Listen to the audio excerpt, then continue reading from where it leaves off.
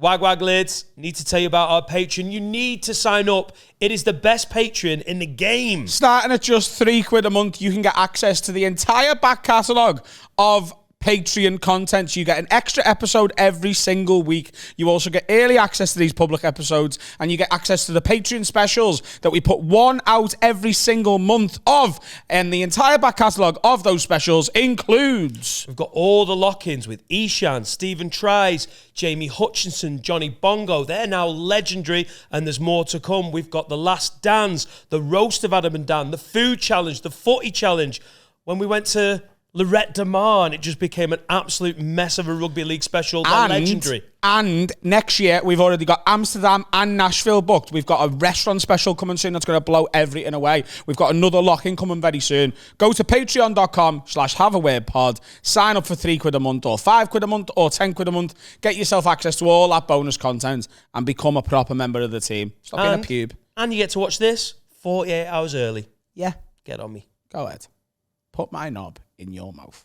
Wag leads, you're listening to the funniest podcast in the game with Adam, Dan, Sensei Cal, and Finn. This is the one and only Have a Word. Brought to you by Manscaped.com, the very best in below-the-belt men's grooming. Go, Ed, get on me. You right? They're good. They're good. Carl's just done a hiccup stroke, like pterodactyl impression that's freaked me out. Can you burp on demand? Not like... I can fart on demand. I can poo on demand. Strong start to the episode if you've never watched Have a Word before. Hello, and you're Mark, like, what's the fans? bloody hell, is this the tone? It kind of is. We changed clothes in the It second kind of section, by is. the way. All of them. Yeah, we time travel. You brought new clothes Yeah. for last week. I'm wearing Sutton. Can't remember what it is. I don't wear the classic fuzzy tops. That's more your vibes, innit? But I've just seen it in the wardrobe, so I haven't worn it. The vibe is very much there. I am like a rotation in occasionally. It's kind of getting, as much as it's my thing, it's kind of getting ruined now. Why? I don't know. It's becoming everyone's thing. I don't know. I'm profiting off that. I'd go obviously. classic rugby shirts from now on. I'm going classic tennis kits. At Martin O'Fire. Tennis white. Kits. Yeah, classic tennis kits. Yeah, but you get too turned on. Only wouldn't at you? Wimbledon, white though. I love tennis skirts. Wimbledon. I've been thinking about that a lot lately. This I think kit, that's what's this match would be a phenomenal combo of shirts if this had happened. I mean, it couldn't happen. It could nearly have happened. At Fiorentina. 92, 93? This is late 80s, I think. No, it's not. Is it mid-90s? 92, is it? Yeah, It's in and around 94, 95, I think. Ian Rush. Is it? Was Ian Rush there? It's not. It's definitely not late 80s. I think this is 89. It's not 89. That's Let's Google it. 89 was the candy kits, wasn't it? Liverpool. What is that? Is that the away or the third? This will be away, I think. Yellow Adidas away. I'm saying 94. There it is. That one. Click that. 94, 96. You're right. Yeah. Oh yeah, we used to have them for 2 96. years. Woo! So Everton won the FA Cup. it could nearly have happened. That would have been one of the most visually satisfying matches. Batty goals Fiorentina with a 7-Up sponsor, and that, which at the time I thought was a bit of a monstrosity, but now I can Have you see is- seen the band kit from this season? Because it's got Nazi symbols on it. It's got the swastika in it. And it says fuck Jews on the back. Hey, Like no one noticed the back, Does? but then when they saw the front, they're like, "Get rid of that." because I don't read football shirts famously. It's got like patterns in it that forms many swastikas. Yeah. Right. Hopefully accidentally though. Right. Who's it made by? It's Kappa? this kit. Hugo Boss. It was Hugo Boss. It was actually the Nazi uniform. It's got the SS symbol on the side as well, but no one noticed any of that. Very controversial. It is, isn't it? When you stick swastikas on stuff, people get upset. Band Fiorentina kit. We've started very football heavy here, but I didn't know about. I saw a TikTok about it the other day. It's in like it's on the top of the kit. Yeah, that's an I've just seen it. That is a total accident. Surely that's an accident. I don't know, you know. Are they fascist though? I don't know. Are they a fascist club? Who? Lotto? No.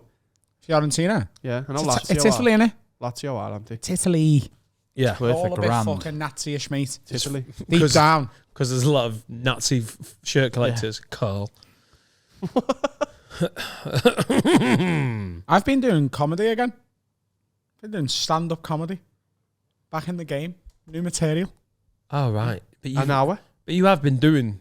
You've not just had 2 months off. I don't feel like I've been doing it, though. Do you know what I mean? I feel like I've done a couple of gigs here and there to just... Been down to London, done Dubai. I done the store at the end of July, and that was just tour stuff, and that was great. And I went to Dubai and did essentially a tour show, like an add-on to the tour, because it was an hour, and it was, You've been supporting me. I wanted to give you a chance. You're a young lad coming through. I thought And I'd the give bit you, I tried give you opening for 15. you, which was 8 minutes long, which was the story of me and my ex's breakup and the stuff surrounding it. I did 8 minutes before you the other day, ish. And then I did it again. That was Sunday. And then on Monday, I did it again, and it was 28 minutes. And then I did it again last night, and I was You don't need to do that again, because that would be an hour and a half then. it's 4 45 days. minutes Right, last night. okay, cool. Yeah. Which? A worrying That trend. story? The Sam story. 45 minutes. I could do a tour show, literally, because it's not even peppered and whatever yet. Putting your With, dad in it? What? You putting your dad in it? No. Like that story? No? No, it's 45 minutes, beginning to end at the minute, just the breakup story. I could do an Yeah, but you entire whittle show. that down. I will whittle it down. And at the minute, it's very sort of meandering and ponderous, but it feels the right tone to do that bit in. I had several messages last night from people going, I've been to see you X amount of times. Tonight was my favourite time. And it was so different to anything else I've seen you do.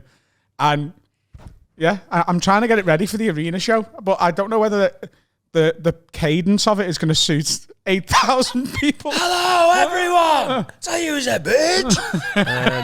Have you seen it? You're going to bring the fire, surely. What? You're going to bring the fucking energetic fire to the arena. Yeah. But this You're bit going to is- bring your best stuff, aren't you? If that's what's working the best. Oh. Also, it's all lids.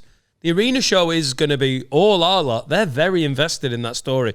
When Adam finally told the story of that on a Patreon, the reaction was like, oh, finally. It's like, there's been gossip, but you've not been allowed to know what the gossip is. But like telling them every detail of it last night, there's moments where like as an audience they went, oh, like they're proper. I can see people like on the edge of the seat invested in the narrative of it and painting it and very good. You have been doing stand-up, but it's well exciting after a tour. Is that what you mean? You're now doing real stand-up because you're like, oh, now we're Starting building again. it. Yeah. yeah, it's just I'm so bored of my act, like the stuff we filmed. I'm bored of all of it. I hate all of it, even my favourite bits from the tour. But yeah, doing new stuff for the past couple of nights. I just really sort of happy with myself to be like I can go on stage and do an hour without really thinking it through. Do you know what I mean? Like just how I'm just going to tell this story and then pepper it with a couple. Unless she's in, and then it's probably going to, 2 hours. All right, okay. Yeah. 2 hours? Sit down. Yeah, I haven't got sick of anything in the tour yet. There's a couple of bits that are newer, and I'm enjoying more, and that's part of that same process, isn't it? I think by the end, I remember we went to Nando's, and it was about a week after your tour finished, and you apropos of nothing, just went, just really glad I don't have to say any of those words again. Yeah. And you'd obviously been thinking about the show gets in your head, doesn't it? Like someone asked a question and it's a very stand-up centric question, which we get asked quite a lot, but they were like, how do you remember a full tour show or an Edinburgh show? How'd you do it? Is there like tricks to it? And it's just experience. When you start out, sometimes struggle to remember 10 minutes. Yeah. But like, you are? I have a mnemonic for me non-dance. bits, Whoa, like whoa. naughty elephant, squirt water. The first letter That's of the one I every did as well. routine. Yeah, because I like shredded wheat. I don't like the other one. I used to do north, east, south, west, but that was too hard, so I do naughty elephant, squirt water now. It's easier to remember. It's hard. When you first get your like longer sets, just remembering where everything goes is actually part of the skill. After a while, remembering an hour, it's just experience, isn't it? Yeah. Like Watching mnemonic. I love the fact that that's it. For me tour. Yeah. Oh, see, you take me back to junior. You're gonna have to. Sorry, what was that? What's my new? So I was what's my asking mnemonic? Adam's thinking about what he can't remember about the mnemonic from his tour. What was it? Do you know? So the first one's T for terrorism. That's what I started with. Mm-hmm. Second one was... Is the show still in your head right now? Yeah, I could do the show. It's so funny. Yeah. Where's Will? Do you remember in May when I was... He's not... Where is he? He's the closest person to us holding the camera. I'm so used to him being there already. I did a preview in May where I got 40 minutes in and went, I don't know what the show is anymore. Sorry. It just wasn't in. And now I could literally do exactly the same thing and just list it off. I had a moment last night where, I went into a portion of the new set, the new story, And I was like, it was towards the end. And I still can't remember this bit. And it's done me head in. Because I was going into it, and obviously I don't write anything down. I was like, right, I'll do the Jerry Cinnamon story, and then I'll end on this. I remember having that thought, and I'd done the Jerry Cinnamon bit, and I was like... and I went to the audience, I went, there's another bit, but I forgot. I love new material nights. And I can't, even now, can't remember what I was going to do. Was it the archery story? Oh my God. No, I did that. I opened with that. How do you not write stuff down? Does he know the archery story? I don't think he does know the archery story. What, the archery story? Did you open with that? Where's Will? Do you know the archery? Go on. When me, Carl, Serica and Sam went archering? Archery? Arching. Yeah, it's archery. Arching. Shooting hoops? Shooting Shooting arrows? That's what I call bumming. So how do you... Yeah, right, love. You got in trouble in America. Shoot some hoops. Yeah, when you visited LA and someone asked you if you wanted to shoot some hoops. No, I knew you meant basketball. It's different over there. Oh, right, okay. You You didn't get bummed no. by the five archery guys. story though, fucking doozy. Yeah. Why don't you tell it? Oh, he's I probably could tell it, but doesn't feel like right time. We had a gangbang at the archery place. Yeah, and we're all on rollerblades. You shoot what? You shot some hoops at the archery place? Yeah. No, there was no bumming. Oh, right, sorry. You can't bum in a gangbang. What do you mean? Like, Been not to a the- gangbang. Like, you can't bum at swinging. People keep their arsehole for the fella. No, it's the closer. It's the closing move. You don't bum when you swing. Oh, It's a well-known fact. come on, Adam. Come on. You know. You can't bum someone else's wife while he's in the building. Is that a thing? Tell the archery story. What's the archery story? What is it? Do we have to? I don't think we can, you know. No, don't make me. Oh, you absolute Just come and watch the show. hoop shooters. You might do it at the arena. All right, cool. I'll see you Public there. episode. Oh, yeah, okay, fair enough. Yeah, it's a public episode. Can't do it. This has been the worst dick tease ever. Lad, do you know the Speaking of archery dick story? teasing. Have you heard it? Have you heard it? You haven't heard it? Well, you can't, and neither can they. Yeah. Would you bum someone if you were swinging? Would you let... Maybe I won't do that question. Hypothetically, would you let someone bum your wife? Well, if I hypothetically had a wife who let me talk about our sex life on the podcast, Yeah, but it's not your I'd be real like, sex life, is it? Because yeah. you don't go swinging. Or do you? clatter in there. What do you do if Jonathan walks in? Jonathan. Yeah. Should I snap back on? Never wear a snapback to a gangbang. Come on. I want that on a t-shirt by Monday. You cannot. Jonathan walks in. He's got a fixie bike outside. 2020 vision, but he just wears things with just like shades with no... Plays synth. Tell you what, you've painted a beautiful picture there, Carl. He walks in and he goes, right, who's... Who invited him, by the way, this special needs kid? He's running it. What? He's running it. Oh, Jonathan's, it's Hinted? it's jonathansgangbangs.com. Oh, God. He sounds like he's, We own that. got his own venue. We own Got a that. new gangbang studio. Sound? He has got a lisp. I That's why he think, got into gangbangs. yeah, he sounds like a real gangbang entrepreneur, He's doesn't a he? globetrotter. Yeah, my name's Jonathan. You know, if you had a hypothetical partner and you did agree to go swinging, is there anything she could tell you that happened that you would be like, that was too far? What? Like, Well, if you where went would I be? Why would I not know about it? What am I doing? No, it's Having not a coffee? gangbang. It's a swinging, You're innit? swinging in so a it's a different room. keys in a bowl thing. So your hypothetical wife, let's call her Lauren, right? She picks these keys up and she goes into another room with a man called Jeff. Hang on, right? they leave the house, don't they? What? Yeah. No, Adam's got swinging confused. Dan, what would you do? The key thing, Yeah. everyone goes home. Yeah, in the car. That's where the keys. Oh, I thought you hired a mansion and you just went into different rooms. Yeah, but why would you need the car keys? I thought it was just to identify It is? Yeah. who's driving the Ford Just Fiesta. do a name. I thought it was that. Yeah, so did I. No, it is. You pick the person, but they leave. What would you do if she went, yes! Devontae! Yeah. Right, so they go home, right, and the next day, you meet back up. You're like, hi, love, you all right? How was it? And she's like, fucking great. And you're like, yeah, mine was good as well. What did you get up to? Is there anything she could say that had happened that would be like, oh, you can't be doing that with a... We're married. Not with Devontae. Yeah. Is there anything?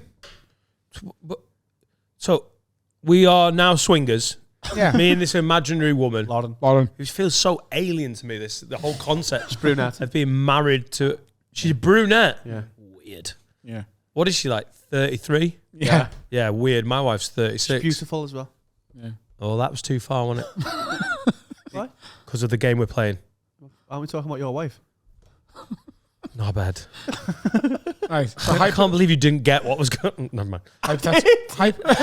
Yeah, but she's not 33 and she's not called and then you're like, But she is beautiful. Oh, I get you. oh, hey! Oh. Right, okay, so Lauren, you meet back up with her. It's how did you not see that sounded like a dig? I get it now. So, like, is there anything she could... Sorry, Lauren. Oh shit, Lauren. Oh what? Yeah. Is that... Because, like, for me... No, because look, it's a listen. hypothetical, innit? No, but listen.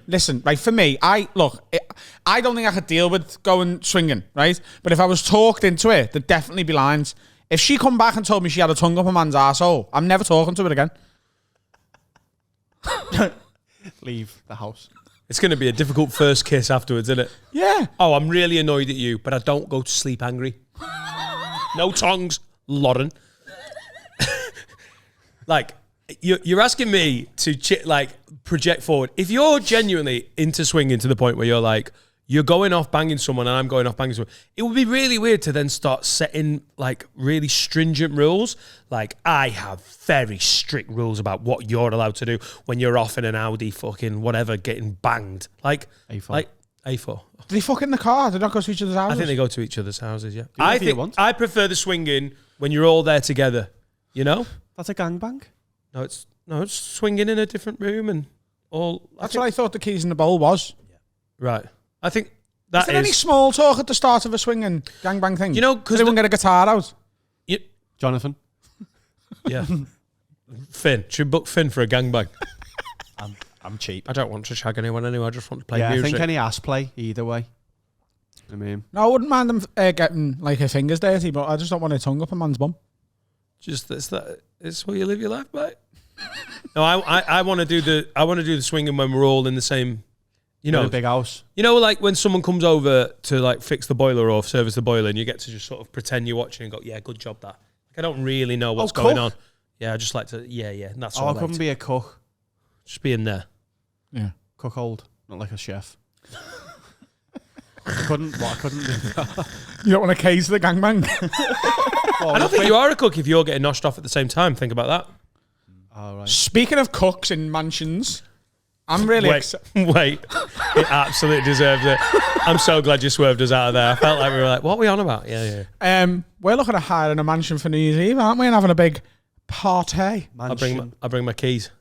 What? What? Oh, we could do that. Yeah. You have to bring your keys. How would you get back home? Yeah, that's a good point. Especially your car keys. I want to hire a fucking house, a big house. They're not even that expensive, really.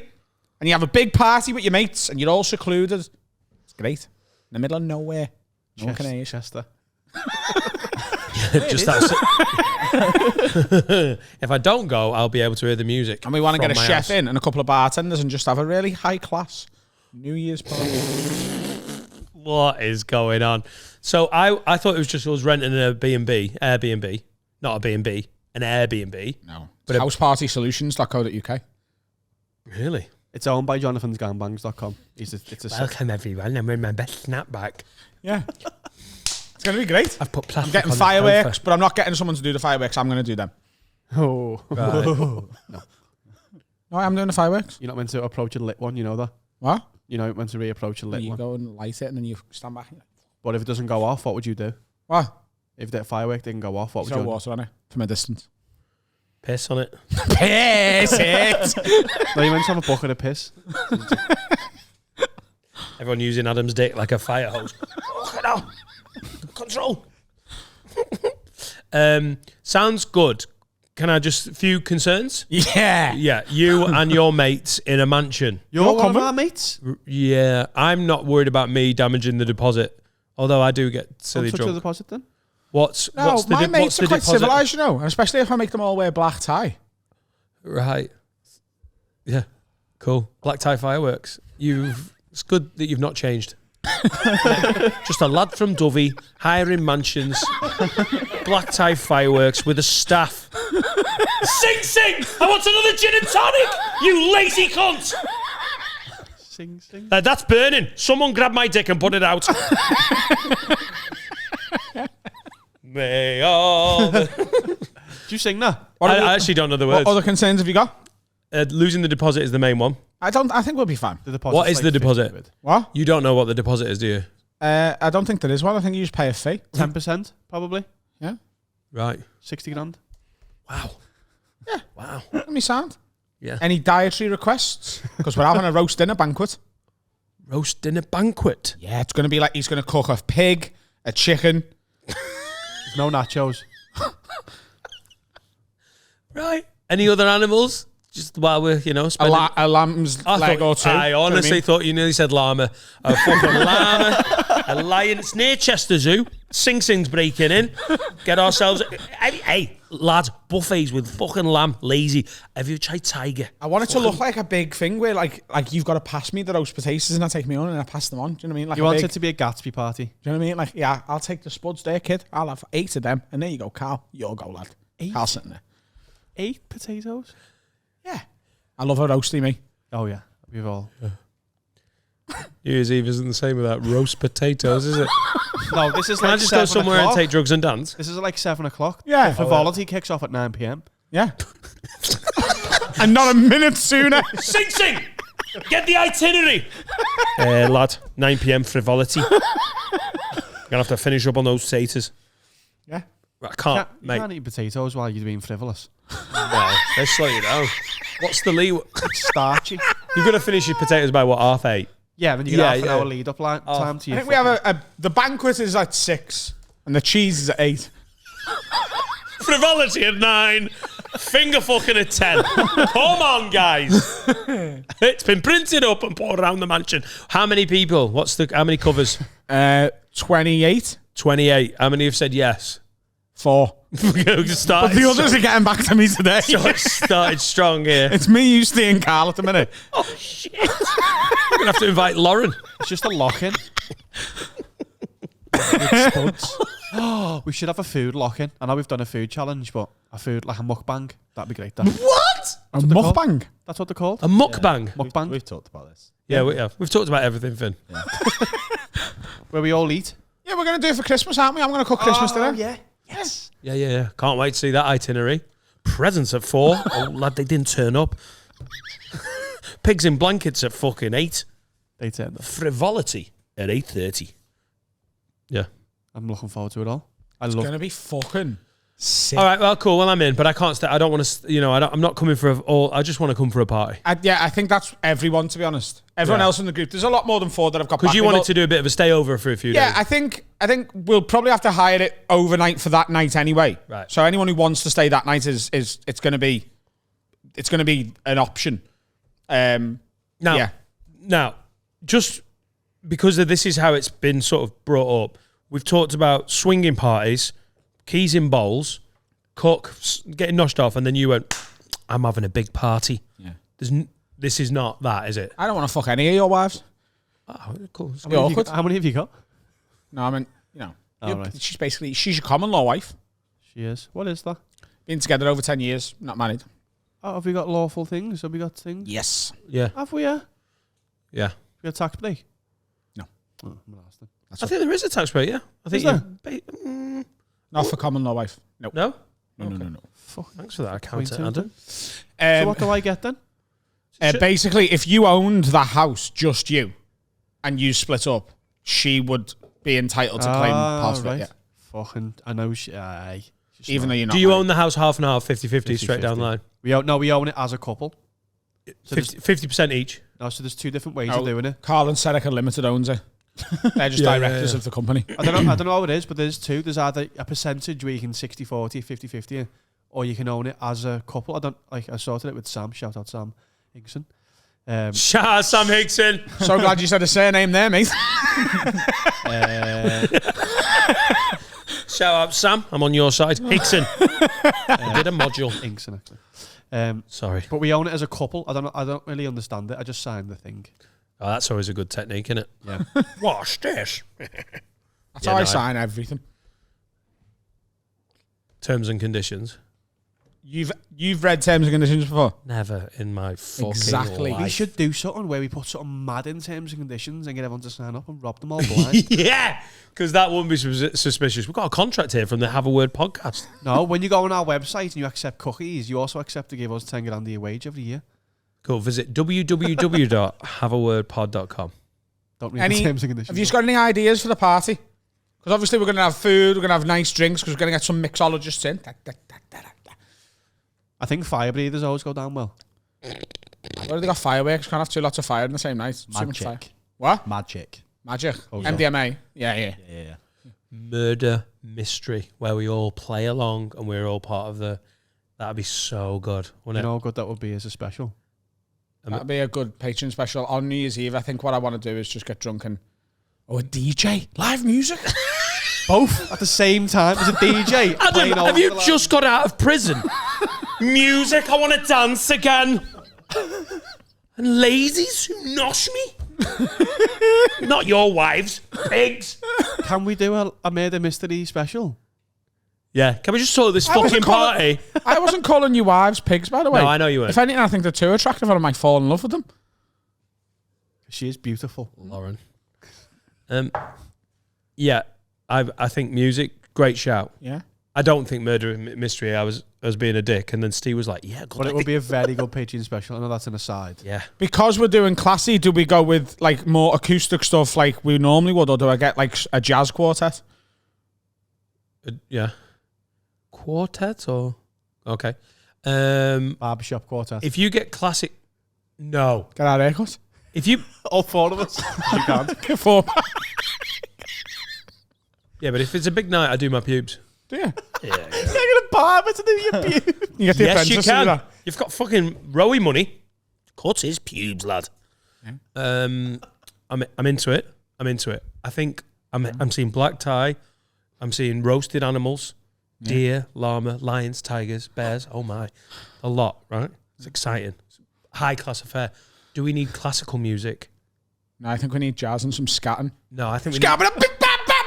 Why are you having your I think we have roasties? classical music, but songs that you like.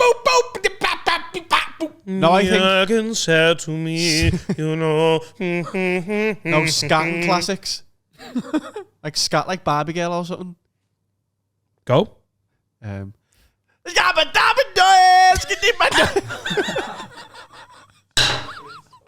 nearly didn't try it. There's a little pause when he was like, fuck. No, I couldn't remember the start of it. What else? I'm the scat man. No, we're not scat and scat, man. That's two on the nose. I'm getting them. I'm getting one with. I'm getting a band with the saxophone. A scat band. With the saxophone. The Zootons.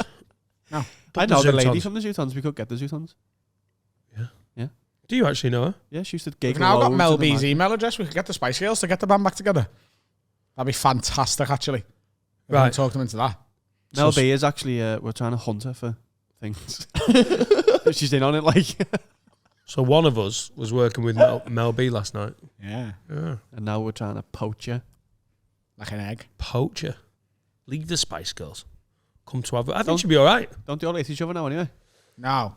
That's all just like to build up the tension for when they do another reunion tour.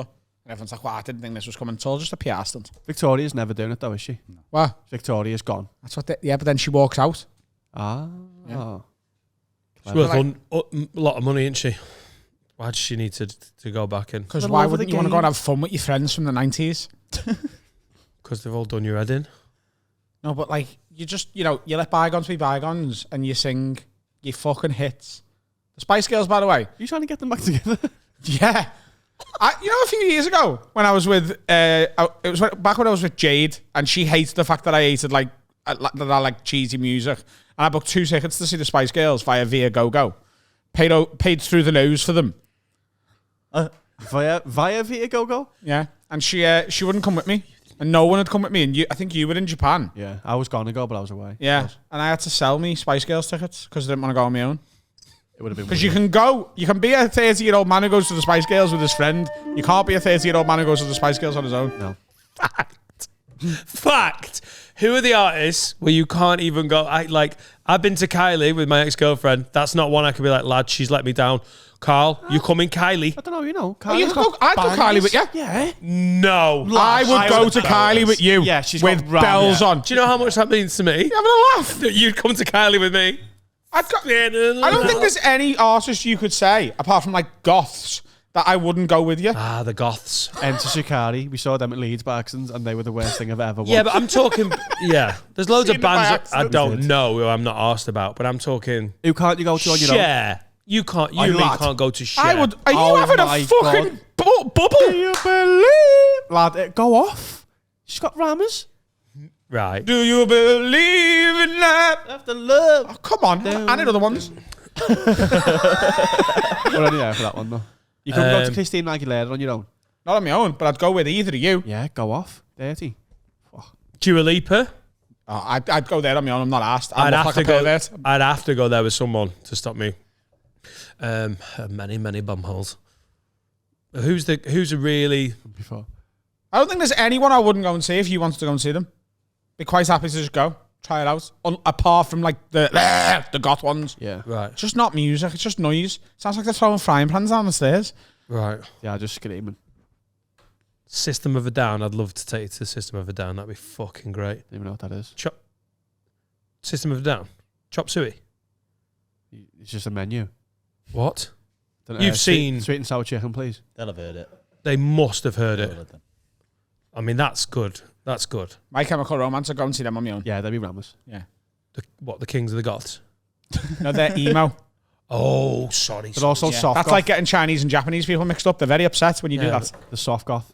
Yeah. Also, you think people that drink Monster are goths. So Yeah. what? Yeah, it's a fact. It's a total It's fact. absolute fact. And so do you, Dan, because you drink Sneak. I drink Sneak. Use code Carl10. What is it? What's the code say? It's word 10. Word 10. Word 10 at sneak.com. Come. And get yourself some energy for all the pussy pounding you're doing. If you're drinking Sneak, you ain't pounding pussy. What? If you've eaten loads of roast potatoes and the frivolity's about to start, you need Sneak. Should I have a break? Yeah. Hi guys, now it's time to talk about our sponsor, NordVPN. Honestly, you'd think by now I'd know what a VPN is. Still clueless. A VPN is basically a way to sort of, it's extra security and you can set your country to anywhere in the world. So like your computer, like I could tell my computer, I fancy being in Sri Lanka, and then it will give me the Sri Lankan version of Netflix rather than the British one. There's so much cricket on that. That's amazing. And if you want to watch Sri Lankan porn, but you don't want to do it from Cheshire, Yeah. you can Do it from Sri Lanka? you do it from Sri Lanka. And you can I use it mainly to get like the footy. When it's like a 3:00 game, you can set it to a different country that gets those on telly. Sri Lanka. Watch it from there. You can sort of set it to a different country and go on Netflix so that you can watch films that are available in Canada but not available in the UK. It's a sneaky way of just having the best of both worlds. Have your cake and scran it as well. You know what I mean? Yeah, I do. And that is, NordVPN. .com/have a word. You get a huge discount off your NordVPN plan and 4 months for free. It's completely risk-free because there's NordVPN's 30-day money-back guarantee. What are you waiting for? It's a free hit. Go and do it. Go and sign up and watch the footy from the Bahamas. Or Sri Lanka. Alfie Brown's got a brand new stand-up special out on YouTube produced by Have a Word Studios from director Will Hutchby and executive producer me. And producer. And executive producer me. No, didn't we just get producer? Alfie Brown. Did we just get producer? I think so. Oh, Did we he's get exec? he's executive. I was the exec on it. He was. We went. Yeah. We did. We filmed a special for Alfie Brown. It's called Alfie Brown Live in Liverpool. It's on Alfie Brown's YouTube channel. Stinky. It is very good and it looks wonderful. It's fantastic and it's done a lot of views already, but we really want to push this. If you haven't seen it yet, honestly, it's only 40 minutes long, something like that. Half an hour, 40 minutes. It's the first of a series we're going to be producing called the Have a Word Half Hours. Fantastic. Go to Alfie Brown's YouTube channel and check it out. Leave a comment, send it to your mates. Just watch it. You can put it on the biggest telly you own, and it looks absolutely stunning. Shot in 4K by our brilliant William Hutchby. Please go and watch Alfie Brown Live in Liverpool and tell your mates about it. It's the first thing we've produced that isn't for someone here who works with us on a day-to-day, and we're all very, very proud of it. Well, we haven't even produced anything for our stand-up yet. No. No, But I it's mean, the we've first produced thing. specials and stuff, haven't they? That Yeah. are like ours. This is the first thing that is not for us. Yeah. And He's in the extended family. yes, Oh, he's Hall of Fame. Howl of Fam. Who's the next one? That's the exciting thing, isn't it? I Comment think it's below. hard to look past. What? I'll talk past OJ Simpson. Comment below who you'd like to see the next Have a Word half hour. Let us know who you would like as. There's certain things that are gonna stop you getting it. If you've already just filmed like a special, then they're not going to need a... It was that beautiful window for Alfie, wasn't it? Where he had this material, it was ready to go. Well, Alfie came to me in February when we were having a pint and just said, I want it. That's where these ideas came from, really. Alfie was like, I'm going to shoot a little half-hour special. Just want your advice on how to go about it. And I Because you're an executive producer is what you said, isn't it? Yeah. I went, can I just do it? We did it. Next up, Michael Owen. No, he's a retired footballer. I don't think he's got half an hour, 40 minutes to stand up. He probably has. Do you think? Or killing rabbits and that. I couldn't Little think rabbit of... shag on Michael Owen, isn't he? I couldn't Allegedly. think of anyone I'd want to watch a half-hour special less than Abu Michael Hamza. Owen. Mate, that'd be Messing well Abu better. Hamza's bit to be fucking great. What, when he's got It's all literally... hook stuff in it. Yeah. Yeah, but what's the hook? That's it. That's what the special called. What's the hook? He's just literally got a mic screwed into his, like, tell you another fucking joke. This is dead good. Yeah. He's Was Bootle, he from? From Bootle. He's in a Bootle University. Did you not know Abu Hamza is a red? Is that the song? I'm so glad Abu Hamza is a red. Otherwise, we'd all be fucking dead. Hey! Abu said to me, you know... Is he dead? What? Abu Hamza. Do you think he is? Who? Yeah, Powers that be. they think he is until he turns up on a Have a Word special. Or the cop. Oh, yeah, that's one of the 'Cause he's stands at Anfield. It's very exciting. Will filming things. He's going to film my special in a church. My God. You've always wanted to shoot a special in a church, haven't you? Because you're religious. I'm deeply religious. I'm deeply... And Abu has obviously got a connection with mosques. And I was like, do you know what? Maybe on the second Comedy's one. haram. They wouldn't let you do it. What? Comedy is haram. Do you know what haram means? Bad Means thing. Bad for the gods, isn't it? Bad thing. I mean, God don't like it, bro. Halal, good thing. Yeah, halal is like, chicken, beef. Isn't it? Comedy is haram, like pork in it. What else is haram? Alcohol? Gambling? Michael Owen Women. doing a special. Easy, Carl. Easy. Gone. Whoa. Apparently, Muslims are allowed to drink. They're just not allowed to pray whilst drunk. And they have to pray 5 times a day. So that's where the drinking thing comes from. Apparently. That's what it says on the internet. Yeah. So you can have like a snifter, just have one little laugh. Have a line. Oh, laughing? Yeah, I just have half between every play. I think a lot of people come to this podcast for knowledge about Islam, and that's what they get. You know? We know what's haram and what's halal, mate. Abu said to me, Are Muslims allowed to do smack? it's just a matter of time, innit? Once a line gets mentioned. Dan, would you try? I've asked them that before. Would I try Islam? Only on Smack. I wonder if they are allowed to do smack, though. I wonder if that's against the rules. Yes, probably. Unless it's halal Smack. We're in dangerous waters here, boys. I feel them about to get choppy. Smack's got to be haram. Carl? What? I don't think it is. I think it's just booze. I reckon they can be potted, smacked, cracked up. Should we do some questions? Who's wrote one in? Got lots. We get a lot of questions. Any Saudis? Loads of Saudis.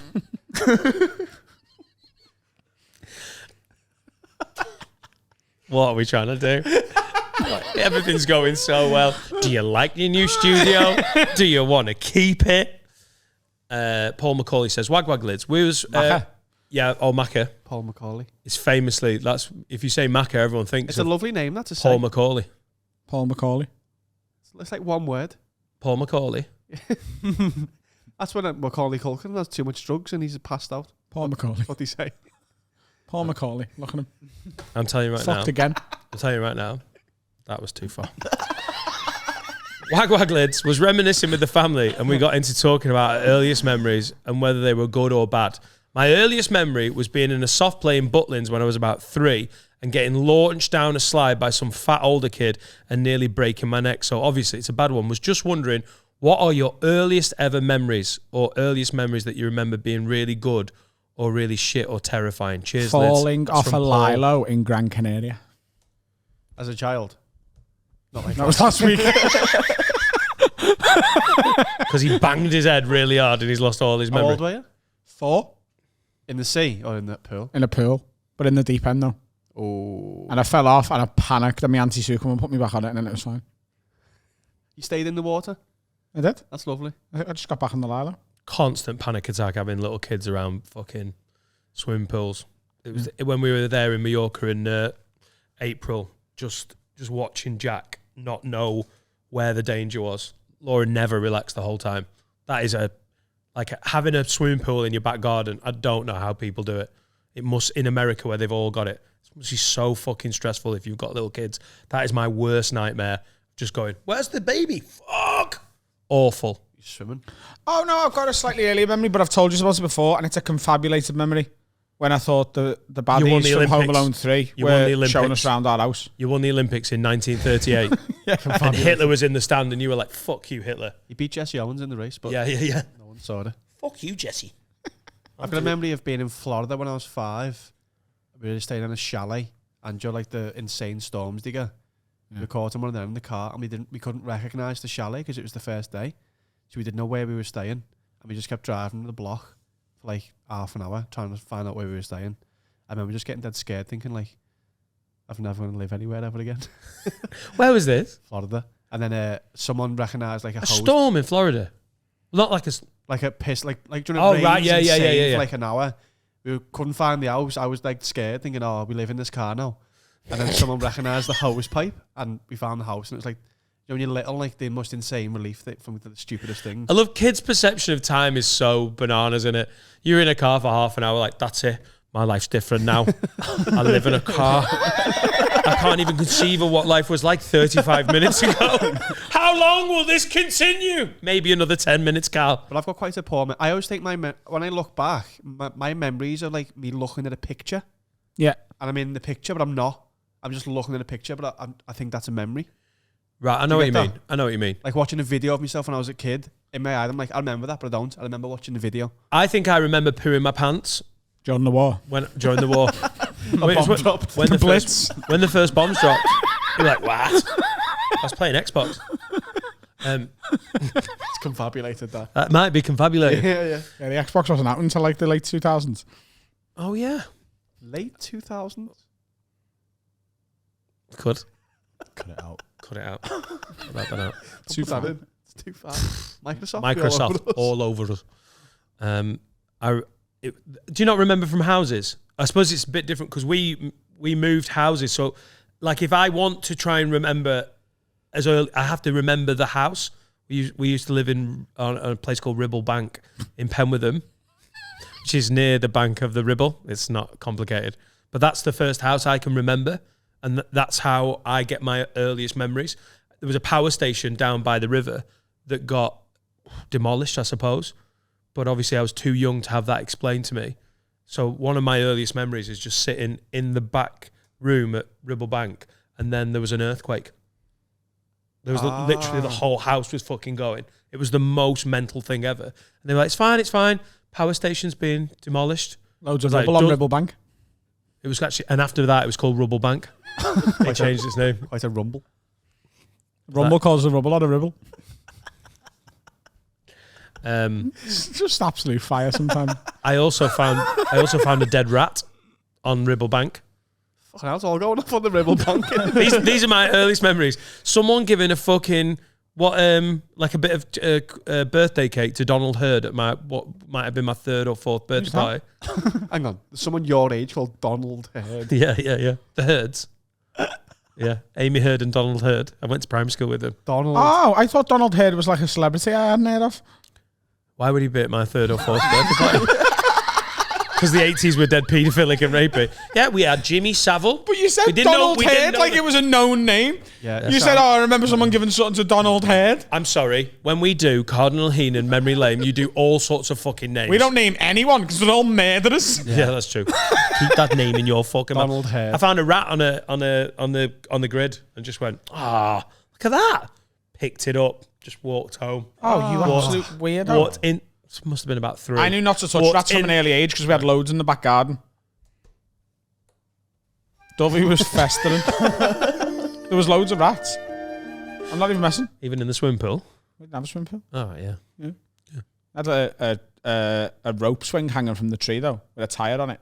Oh, you lucky fucker. Yeah. And it was close enough to the extension wall So like our bathroom was an extension, and it was the same on the entire estate. So the extension would stick out, and you could kick yourself off the extension and back to it. We had a rope swing in the woods near our house. I don't know who set it up. I think it had been passed down generations. It was one of those epic ones where it was quite steep, and if you pushed off, you were fucking literally 20, 30 meters from the ground at one point. If it had broke, you could have died.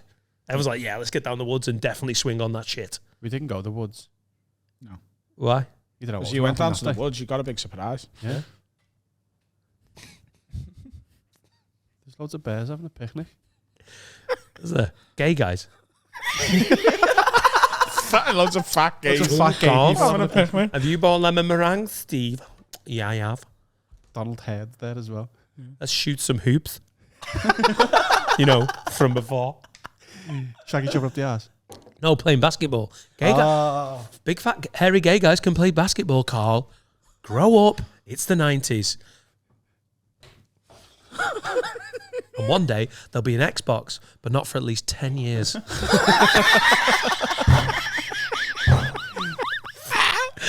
Thanks for that, Macca. Great question, Macca. Paul Macaulay. Paul Macaulay. It sounds like an Irish, something Lovely. Irish, doesn't it? Oh, have you I'm been going down to Paul Macaulay. Have you been down Paul Macaulay? Oh, it's a beautiful Paul Macaulay this time of year. Lovely. Christopher Tremaine, who is a wordsmith, by the way, ladies and gents. Tremo. Christopher Tremaine. Tremaine. You're right. Yeah. Adams. Listen, this could honestly, Christopher Tremaine could be a pseudonym for Adams. Like, this could be who, he's writing a book. Is the word pussy in this? Yes. Yes, Carl. How to know your best friend dead well. Christopher Tremaine says, taking a break from being the poet laureate, my favourite thing to eat is my wife's pussy, closely followed by black pudding. Never. Can't call it that. Is that an asshole? Snip, snip. Snip, snip. Closely followed by black pudding. Never had the nerve to ask if I can combine the two. What would be your mid-stroke during sex snack? I mean, Christopher, the question is, without any of the preamble, what would be your mid or during sex snack? But you have really enjoyed taking us down black pudding lane. Just wait for the period. You can do both.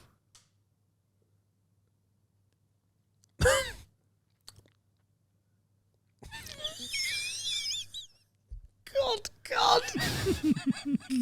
I'm just trying to fucking fix the world over here. Oh, Lord. He's lying, though, isn't he? Can we call bullshit on Tremaine? What's really bad there is that Carl's basically just called his wife a pig as well. Oh. I don't know his wife. Oh. Listen, I really like eating pussy, right? But I don't think you can start, stuffing your wife and improving the experience for anyone. Is that what he wants to do? I thought it was like a break. Yeah. Just the way crispy old pussy. No, I thought he was treating her like a fucking Christmas turkey and filling her with sage and onion stuffing. A goose inside the pussy. I mean, that's nailed on thrush, isn't it? No, he's being silly for comedy's sake, isn't he? That's not a combo, is it? Come on. Black pudding and pussy. Surely. He's just doing it for a bit. No, I think... sometimes you get peckish in the old, So let's just assume that it's not any form of weird, New Year's Eve. Oh, we've roasted a lady. We've got duck. We've got lamb. We've got Shirley. Got her from the zoo. She works there. So mid-sex snack. Yeah, just to be like, because sometimes if you're going for it and it's an absolute sesh, you do need like a water break, don't you? Millions. Like the cricket. I love Millions. Blueberry. Oh, filler with millions. No, it's very separate. We're separating it so we're not stuffing food into people. No?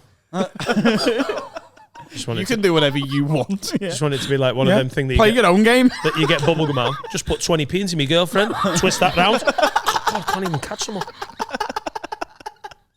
Minstrels. Oh, we can't call them that. Yeah, you can. That's the name of the chocolate.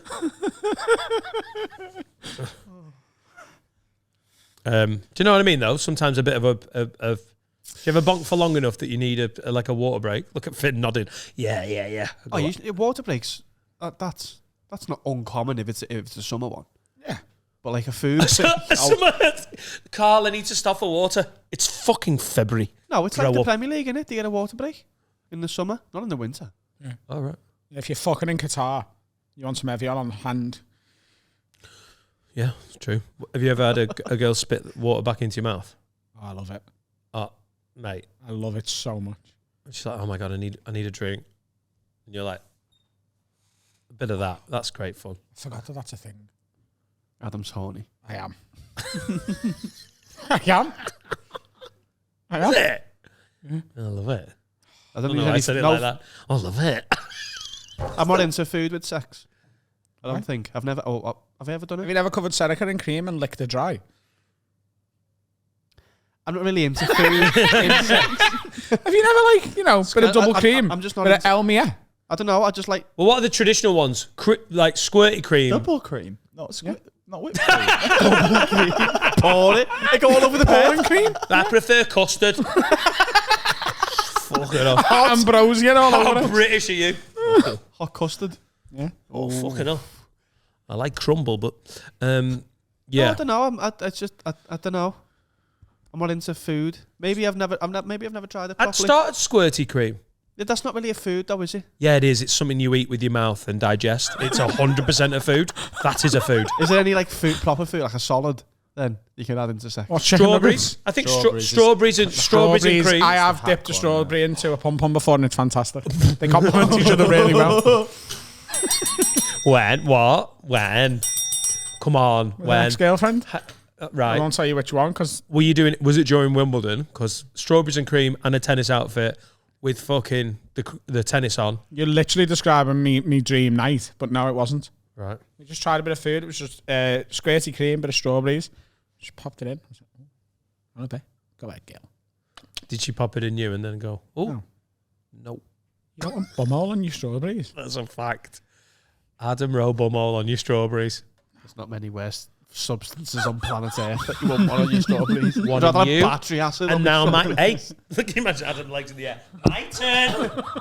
Get a strawberry. You've had it done to you. Now it's time to do it to me. I don't know. Maybe we'll do a Patreon special. We all shag each other with food. I don't know. Mukbang. Cool. I'm just open to experimenting. Me, I'll get like I'm not like. There's not many things I'm super keen on. Like not keen's the wrong word. There's not anything I'm super insistent on. Where I'm like, oh, we need to try this. But anything a woman wants to give a go. Hey, I'm a little soldier and I want to make people happy. Also, I love this new lane of everything we talk about.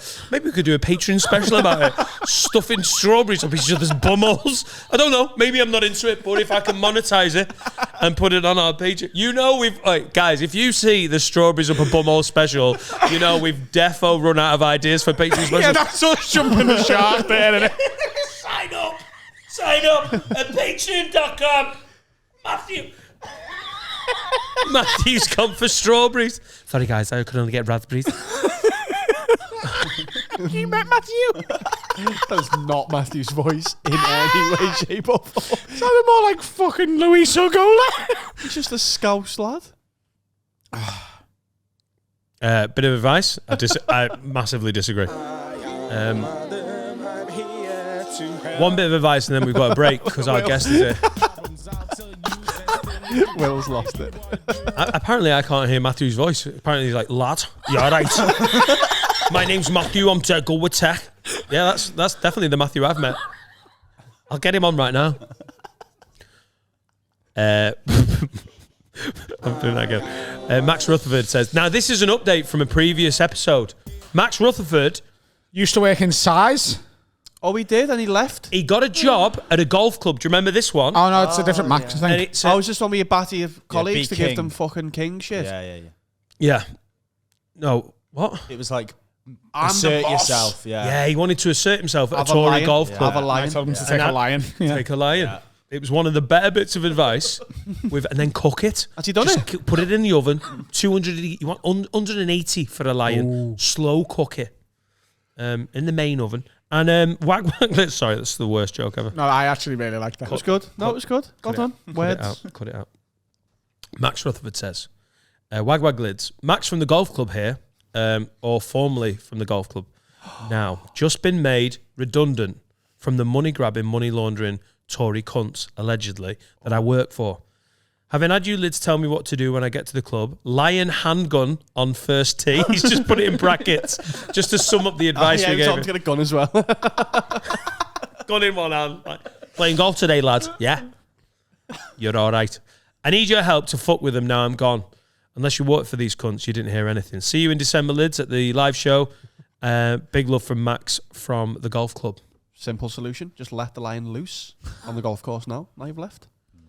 And just shoot the odd person on the way out. Yeah. Is that... You go to prison, though. Oh, shit. Yeah. Get on the golf course. For murder. Before. For murder. That's quite a long sentence, that one. Get on the golf course before it opens one day. Poo in every hole. Right. You'll need Adam for that. This is very rarely do we have the same advice, but I'm not joking. That was exactly what came to my head. Yeah. But in my head, you were like, I haven't got enough shit for 18 holes. I could pinch one off. I could do 1 and 2. We can do every golf course in the Northwest if you take me. I need the boys.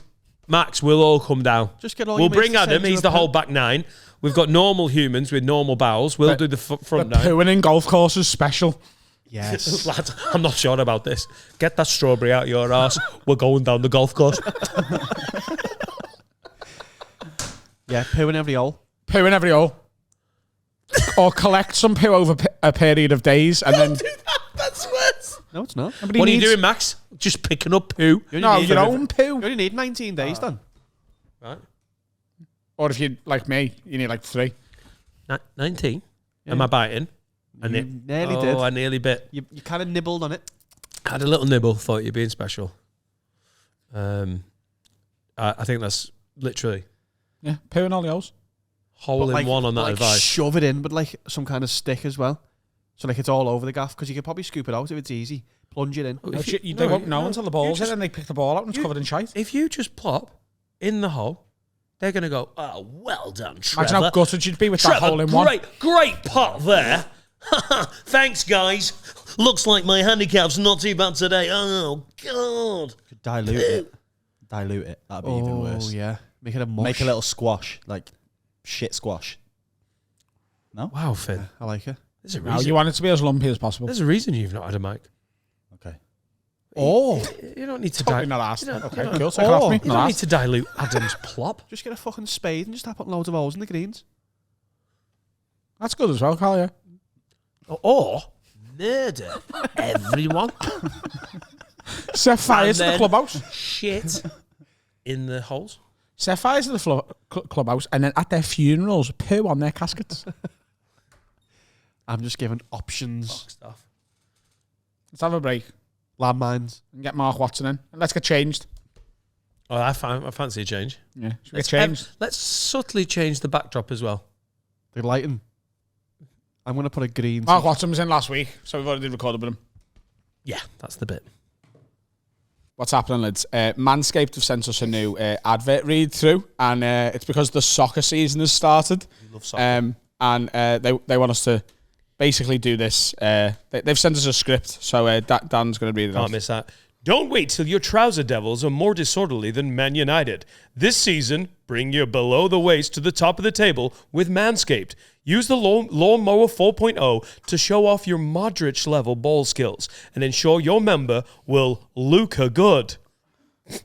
Man City may have won the cup, but your Man City will be the champion this year when you go to manscaped.com and enter code WORD20 for 20% off and free delivery on your order. I've cut me cock in the past. I've cut me balls using different razors. Manscaped's skin-safe technology means you don't snag the bag. It really is the best grooming products available on the planet for men's below-the-belt grooming. There's the Lawnmower 4.0. There's the little ear and nose trimmer, the weed whacker. There's the ball crop preserver stuff. There's the ball deodorant. There's the undies you get. Just go and get the Performance Package 4.0. It's good for you. You can give it as gifts for Christmas. Yeah. This is the best stuff on the market. And you get with us, you get 20% off and free shipping worldwide. How did they get that? Get 20% off and free delivery worldwide with the code word20 at manscaped.com. That's 20% off with free delivery at manscaped.com and use code word20. Celebrate a new season of the beautiful game with your newly beautiful balls. My balls have always been fit. Fit. Hey, part 3. Mark Watson's here. Mark Watson is here. How are you, lad? I'm all right. How are you? Thanks for coming in. We're going to have to stop. I'm going to have to stop asking the guests how they are when we hit record, when I've been sat here talking to them for half an hour before. Yeah, It there just is. feels... I've tried to keep some chat back. You for kept this it back. bit. Yeah. Mark just stared at him and didn't answer any questions. Like, Yeah. It's been a really weird half hour, actually. I'm really glad we're on. if we can't monetize it. Yeah. Exactly. How are you doing? You're in Liverpool tonight, and we've nabbed you for the studio. I might not even talk to you now. I might just see how long we can keep this going. Okay, cool. Yeah, you there'll talk be to Dan. Massive payoff when I do. In the first half earlier, Mark, I did quite a lot of the heavy lifting. So if you and Dan just want to have a chat, that's fine. Yeah, you'll have to go through Dan to get to me if that's all right. Yeah. So Dan, I'm not bad actually. Yeah, I'm in Liverpool tonight. And, lovely studio, by the way. Are you on tour? I am. Yeah. Oh, nice. And it's fair to say I'm hungover actually because I did a show I was in Yorkshire last night, and Where in Yorkshire? Ilkley. Ilkley. Ilkley Moor Bartat. Yeah. What? Which is about a song. It's about not having a hat on, isn't it? Is that what that means? Yeah. It's the sort of thing your As granddad. I said that, I knew it would just fucking annoy and melt minds. What the fuck are you talking about? What were the words? Say it again. Ilkley Moor Bartat. It's the sort of song your granddad sings, but then he's dead in the end, isn't he? Yeah, he is. He took died in Ilkley. I took a punt on your granddad being dead. He's just- not. Yeah. He's not dead. Oh, I've actually got one. And you've living. still got one left. But I'm he's down not to- the better one. Yeah, I'm down to one grandma, but it's also not the better one. Oh, yeah. Just I'm spite all has driven dead them on. as of very recently. Ilkley Moor Bartat. Yeah, Ilkley, like a lot of people from Bradford go up there apparently, innit? It's your Bradford. It's your It's your North Bradford, it's your Ilkley. exactly. I was going to say Alright, it's your nice. Leeds, but I've got a separate gig in Leeds. Did you have to get shit-faced in Ilkley? Is that what you're saying? I think it's fair to say I didn't When in have Rome. to. When in Rome. I think yeah, but I mean I don't know if I can't really blame it on. You Ilkley, tell to Mark be that I'm fair. hungover as well. Right. Mark, Adam says that he's a bit hungover as well. Okay, ask him how he got hungover. What happened? He was in Ilkley as well. He did a rival tour show. Yeah, That's right, nice. right. I thought the numbers were a bit low for me there. Yeah. What's Ilkley? It's a town in Yorkshire, lad. West Yorkshire, going towards North Yorkshire. Small one. And there's a Northwest. moor next to it called Ilkley Moor. And if you go up it without a hat, you're up Ilkley Moor Bartat. There you go. Yeah, fair enough. That's everyone. Northern gibberish. Do you know how it goes? The song. Ilkley Bartat. Yeah. I think. That sort of thing. Isn't it? I'm Yeah. not good. I'm not always good with the tune, but I sort of think. vibe, isn't it? Yeah. You beat me in the So You Think You're Funny semi-final in 19. He doesn't stop going on about this, by the way. hasn't. 19 He was single fuming week. when I Oh told my him. God. 1912. It was 1912. 1912 because we had the centenary a few years ago, didn't we? The Titanic sunk 6 years. The 6 months Lusitania had just gone down. He and we mentions were- this quite a lot, you know. He does. When I told him you were coming in, he's like, that fucking prick beat me. Yeah. And he didn't deserve You've it. just got to move on with your life, haven't you? No. I, Every success you've had, I thought should have been mine. is that going to happen? Genuinely. Did you win the final, Mark? Runner up in the final in Okay. the To end. Nina Conti. No, she was third. It was a bloke called Matthew Osborne who won it, and he was a Matthew Osborne. posh fella. First Yeah. ever live comedy club that we went to. He was on. Do you remember him? With the glasses. He was a doctor. Or With he'd been, Stone? he was a retired Yeah. doctor. He had a The proper opener job, with With a that's suit right. on? Yeah. Oh, yeah. Yeah. He was fascinating because he was one of these. You sometimes get these people win a competition. He was really funny, but he had no interest in actually being a comedian. He just entered it for the hell of it. Yeah. And then everyone was saying, "What are you doing next?" And he was like, Like Jack Heel, who won the Chortle "It Comedy happens Award. surprisingly Remember him? often." Yeah. Yeah. Someone's great at it, and then they've got 5 minutes, and then they just piss off and just become a jeweler. or Jack something. Heel but beat Matthew- Simon Baird, Chris Ramsey, Danny McLaughlin, and someone else in the then couldn't final. be arsed. And I went, nah. So Matthew Osborne actually went on to do professional work for about 3 years. Yeah. Got a look at the circuit. And then, as a pretty intelligent person, went, nah, that's not how I want to make a living. No, he and already then just worked in disappeared. a jewellery store, I think, or something. And our final, it was Rod, Greg Davis. Again, it was a good lineup, and he rinsed everyone. He was a clear winner. But yeah, as you say, he had a bit of a go at doing stand-up and thought, no, you have to. He hated going anywhere. That was part of his problem, I think. He didn't want to ever do gigs that took him further than his hat. A bit like Adam sleeping in the studio, I suppose. Yeah, but there have been, in your career, in our career, we've known people who are super talented, and then they just sort of, they don't, it's not that they're not funny, they're dead funny, they just sort of don't suit the life. Like, I don't want to be on the M62 all the fucking time. Weird, and it sort of makes sense. It's how you whittle down, like, truly great comics are not just good at comedy. They've also had to put up with a fucking ridiculous lifestyle and been able to put up with it. I'd say that, like, how much you stick at it is more important than the raw talent you start with, for sure. Like, there's more of it is hard work than actual. Because there's loads of people who are good, but as you say, there's some people who are shite who work too hard though and need to stop. Unfortunately, that's also true. Yeah. You've got to stick at it unless you're shit, and then you should leave. But we've not really got a filtering system for that. It's hard to tell people. It's the freest form of art. The cull. I think every year a council of comedians should be brought together and enforce the cull. Yeah, that would be so good. And Mark Watson, Adam Rowe, and Dan Nightingale sit down. And there's 20 got to get relegated. Name them, go on. Yeah. And the way you... I will start with... The way you find out is, I reckon you just get... It's like the mafia, you just get a tap on the shoulder or something. You're just walking along the street and someone just... you just get given, like, a Tesco uniform. Yeah, and someone says, I'm sorry. You think you're on your way to a gig, and you get there and your name's not on it, and it turns out you've been... You walk into a room, and it's just a staff room of a Morrison's. Or you know when they pick the England squad, and there's always 2 or 3 players that like thought they were going, and the manager actually calls them personally and says, "I'm sorry, you've not made it." Like, it should be that. Maybe like we actually have to phone them up and say, "Oh, definitely Adam. This is a tough phone call to make, but you're not a comedian anymore." I'm quite happy to be the one. Oh, Adam, he'd do it. I like Breaking Bad News. Yeah, I think you'd love it. Adam. He'd do it on a group call. Like, lad, you fucked.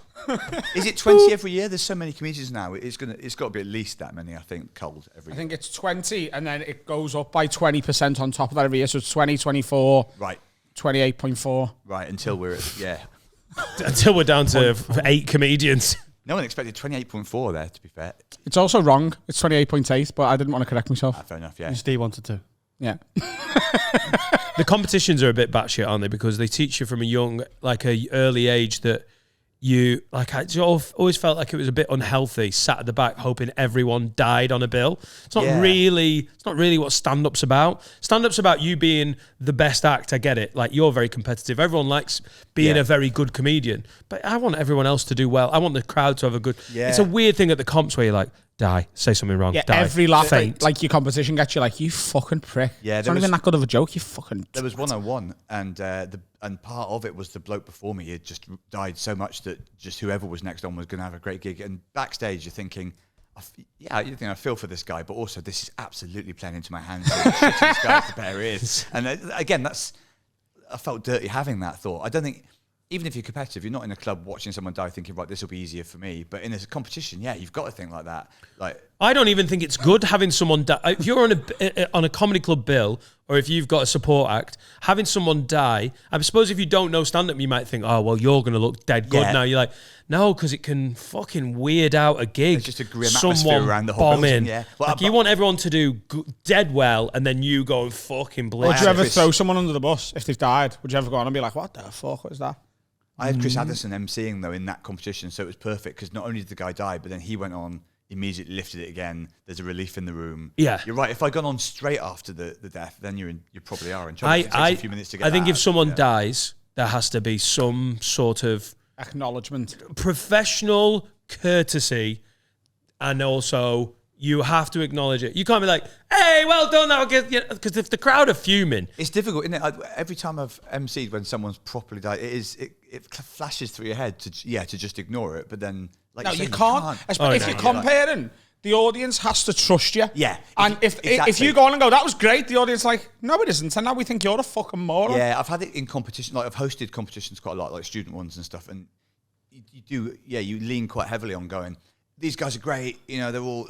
great new talents. Then if the first guy is shit, like you say, Adam, you can't then be like, told you. You have to say, all right, some of them are shit. Like, these guys are great, and then you have a list in front of you and names you've clearly read in for the first time. Well, these guys are amazing. You're in for a great night. 2 or 3 of these will be good. Yeah. Well, it's Dave Johns, famously, John Bishop wrote about in his book, when I was the sound tech. When I was in the competition with you, when I was starting out 2002, that was when I was the sound tech at the Hyena in Newcastle. Yeah. Dave Johns compared John Bishop on. John Bishop was a year and a half in and was already getting paid work. He was just very, very good. Yeah. Just naturally good, but hadn't got much experience. Rough night at the Hyena in Newcastle. John Bishop was opening. And John went on he was very slow paced and like laconic. Is that the right word? Yeah. Just super relaxed and not what the Geordie crowd wanted after they'd had Dave John's compare for about half an hour. Incredibly well. A million words a minute. Million words. It's so creative. So in the room. Goldfinger! And then John Bishop just rolls on. He only loves gold. Does he love copper? I haven't seen that for more than a decade, but immediately it comes back. But John Bishop died. There's no two ways about it. It was a bit of a stinker. And Dave Bishop walked on and went. Dave John's there. Dave John's. Dave Bishop. Dave John's. Bishop. Dave John's walked out. Who's Dave Bishop? Just let me finish the story, you pack of cunts. Whoa! He went, break. Yeah, it's all right. Dave's back. Dave's back. I'm like an emergency compare. Break here in case of shit first act. And Fucking hell. it's so that's not just acknowledge it. That's throwing someone on the bus. Isn't But it? I don't mind John it. Bishop By the way, mentioned that. Dan, can you just ask Adam not to interrupt you again if you're doing the story? Yeah. The podcast wouldn't exist, Mark. Oh, yes, I forgot that. The podcast wouldn't exist. ADHD and his pal. Like, a word. I agree that if you get to the level of saying in case of first act being shit, then that is a little bit more than... No, it's so next time we were in Chester at a gig, John Bishop dropped in and I was there and I'd compared him on and John was like, oh, cool, that's so nice that Dan's compared me on. He was the sound tech and you're like, I didn't know this was brought 10 years later. John Bishop goes, Dan used to be a sound tech. That's how he got into comedy. It's Bishop's really nice. famous now, right, Yeah. He's a big name. They're dead chuffed to see him. And he was like, I remember when I was in Newcastle, I got compared on by a guy called... It's all there. He retold the story perfectly. Because Dave John was like, I don't give a fuck who this guy is. He's done badly. I'm going to make a little joke at his expense. John Bishop has then got really famous and had remembered every fucking ounce of that story. One day Dave John sees him on the telly and thinks... If you die on your ass, you remember that more than a lot of the good gigs you have, and especially if you're new. Yeah, and then the compare cunts you off. Yeah. That's a whole other layer, innit? Yeah. Yeah. But I also don't hate it. If I died on my arse and the compare went back on after me and was like, that was fucking shite. You're 10, 12 years in, you've been on telly, you're dead successful. When you're 2 years in, you're doing your first professional, everything's dead important. I never did the hyena. That's because of that reputation, not specifically that night, but it was when I was starting out, it was like seen as the most frightening club. And I didn't have enough money to get to Newcastle, to be fair. But and the Frog in Manchester had the same sort of... It did. And the first time I played the Frog, I was terrified for that reason. It was quite a benign night. And I thought, what was all the fuss Frog's about fine. It? Yeah. Frog's good. When you're starting out again, certain clubs have this, you know, like in my head, the hyena was hundreds of people, like a real snake pit. And you imagine people basically, that as soon as you walked on and opened your mouth, people just like screaming for your blood. But a lot depends on just the night. Fucking shite, mate! Fucking shite. The guy that stood on the table. Get off the table. I know, but he's shite. The bouncer was like, I know he's shite, but you cannot stand on the table. Full volume, everyone listening. The hyena. The hyena was bad. Like, I mean, when I got down to the Frog, everyone was like, ooh, the Frog's a bit... Mate, a really rowdy club. Yeah, is a rough one. It is something, isn't it? And I think you've got to just, when you're young, there's a bit of fearlessness. You're like, oh yeah, bring it on. Whatever. Like if I'd been in the area and I'd had the opportunity, I probably would have. Because it's almost a sort of, if you know a club is meant to be wild like that, a part of you's just like, when you're 25, you think, go on and throw me in. I'm not scared of these guys. Yeah. But then I reckon I'd be more worried about that now. Because when no one knows you are, a death doesn't hurt that much, does it? You just fuck off home. When I was young, because that's how I grew up, I was more intimidated by the Fringe. Because with the Fringe, you get a load of comedy fans, people who work in the industry, and they sit there and go, go on then. And then you basically... all your limitations are on show because everyone's listening to all of your bullshit. It does. I found it easier in the bear pits because I was like, I've got bits about drinking and fingering, and it worked really well for the first 3-4 years. I used to be his opener. I've got bits about fingering and drinking. Like, I know it's paraphrasing, but I basically did. It was dross. It is funny, but it worked really well. Yeah, if you've got good dross, then you're all right. I used to go up to the Fringe and find it like, because as you say, you've got, suddenly it's like people are, right, I will politely listen to everything you've got in your brain for an hour. You're like, oh shit, hang on. What about the drinking and fingering stuff? Maybe you shouldn't have called your Fringe show more stuff about drinking and fingering, though. I actually think that'd do quite well now. If as long as you've been to Oxford or Cambridge and you're like, I've got a show called Drinking and Fingering, everyone will be like, oh my God. Yeah. So interesting. 20 minutes in, it's challenging. Bit. 40 minutes in, there's a twist where it turns out you were fingered in childhood. It's all there. I'm tempted to do the Fringe next year as like a half run as a work in progress. And I think I want to do the story about my mum again, which was in my debut show that was shit because I wasn't good enough to do it. And I think I might just call the show My Dead Mum. Yeah. Just really on the nose. The only problem with that is all the other shows called My Dead Mum in the Fringe. It'll be confusing for everyone. No, there's not going to be many of them. I don't know. You don't reckon? I don't know. Weirdly, there is a chance. That I'll scout it up then. Me Ma's dead. Yeah, there you go. Yeah. Me Ma's dead, lad. Yeah. Yeah. And then maybe a poster review with your dead mum or something like that. We'll workshop it. I cannot. So I guess someone's to play me mum and just. As you sit down in the theatre to watch My Ma's Dead Lad. 5 stars, by the way. Me Ma's dead, lad. Incredible.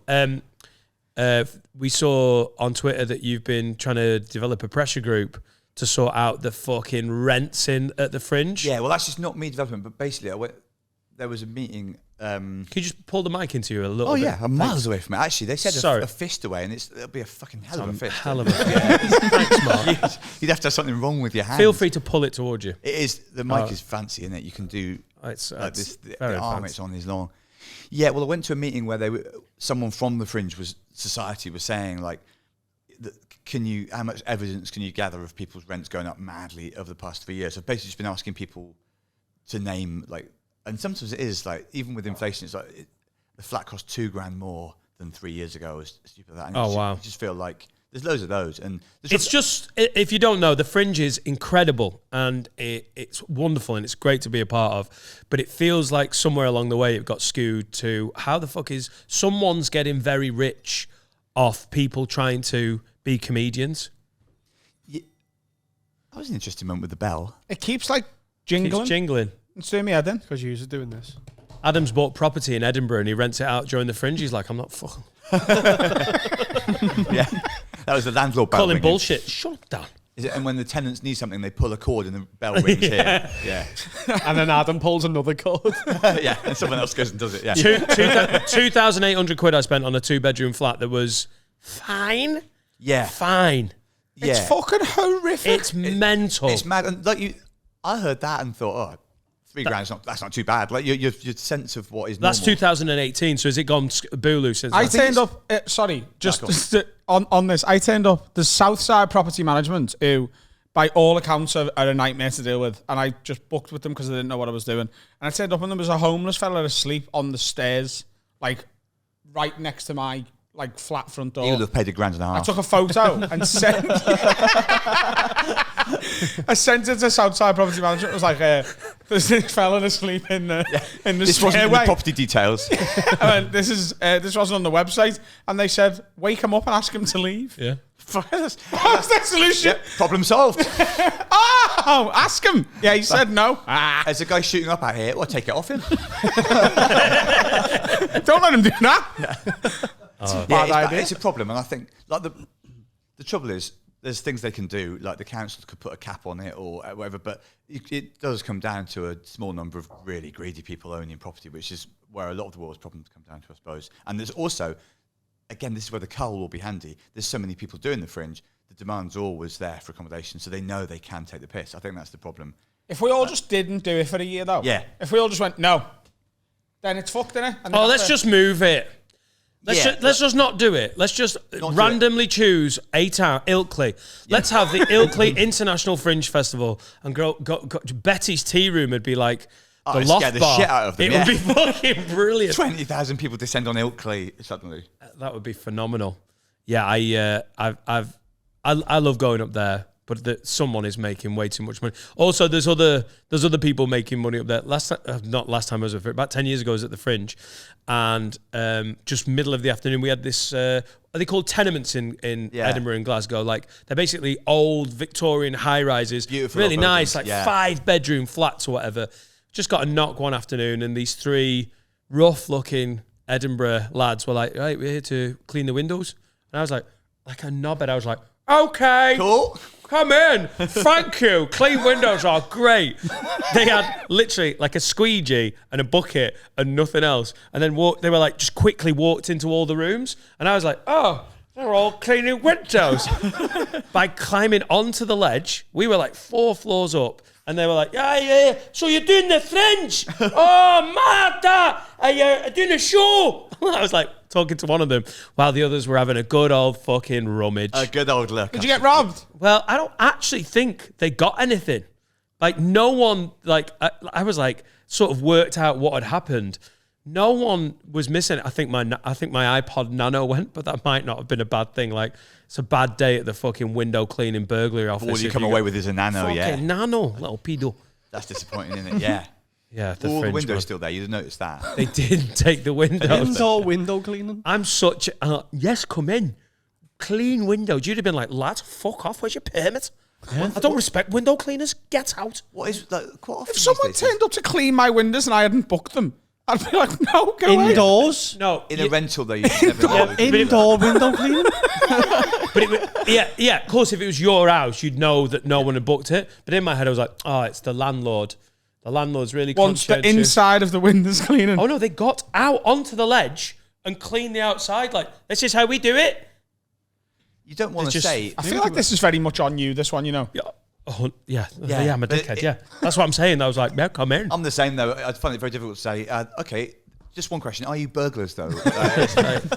Hey, come on. They have to tell you as well. The burglar's code means if you ask them, they have to tell you. Yeah, it's like the magic circle. Yeah. It's double jeopardy, isn't it? Really famous. It's Double jeopardy. Oh, sorry. Yeah. Yeah, if you say, "Are you a burglar?" they're like, "Fair play, got me," and it's hands in the air.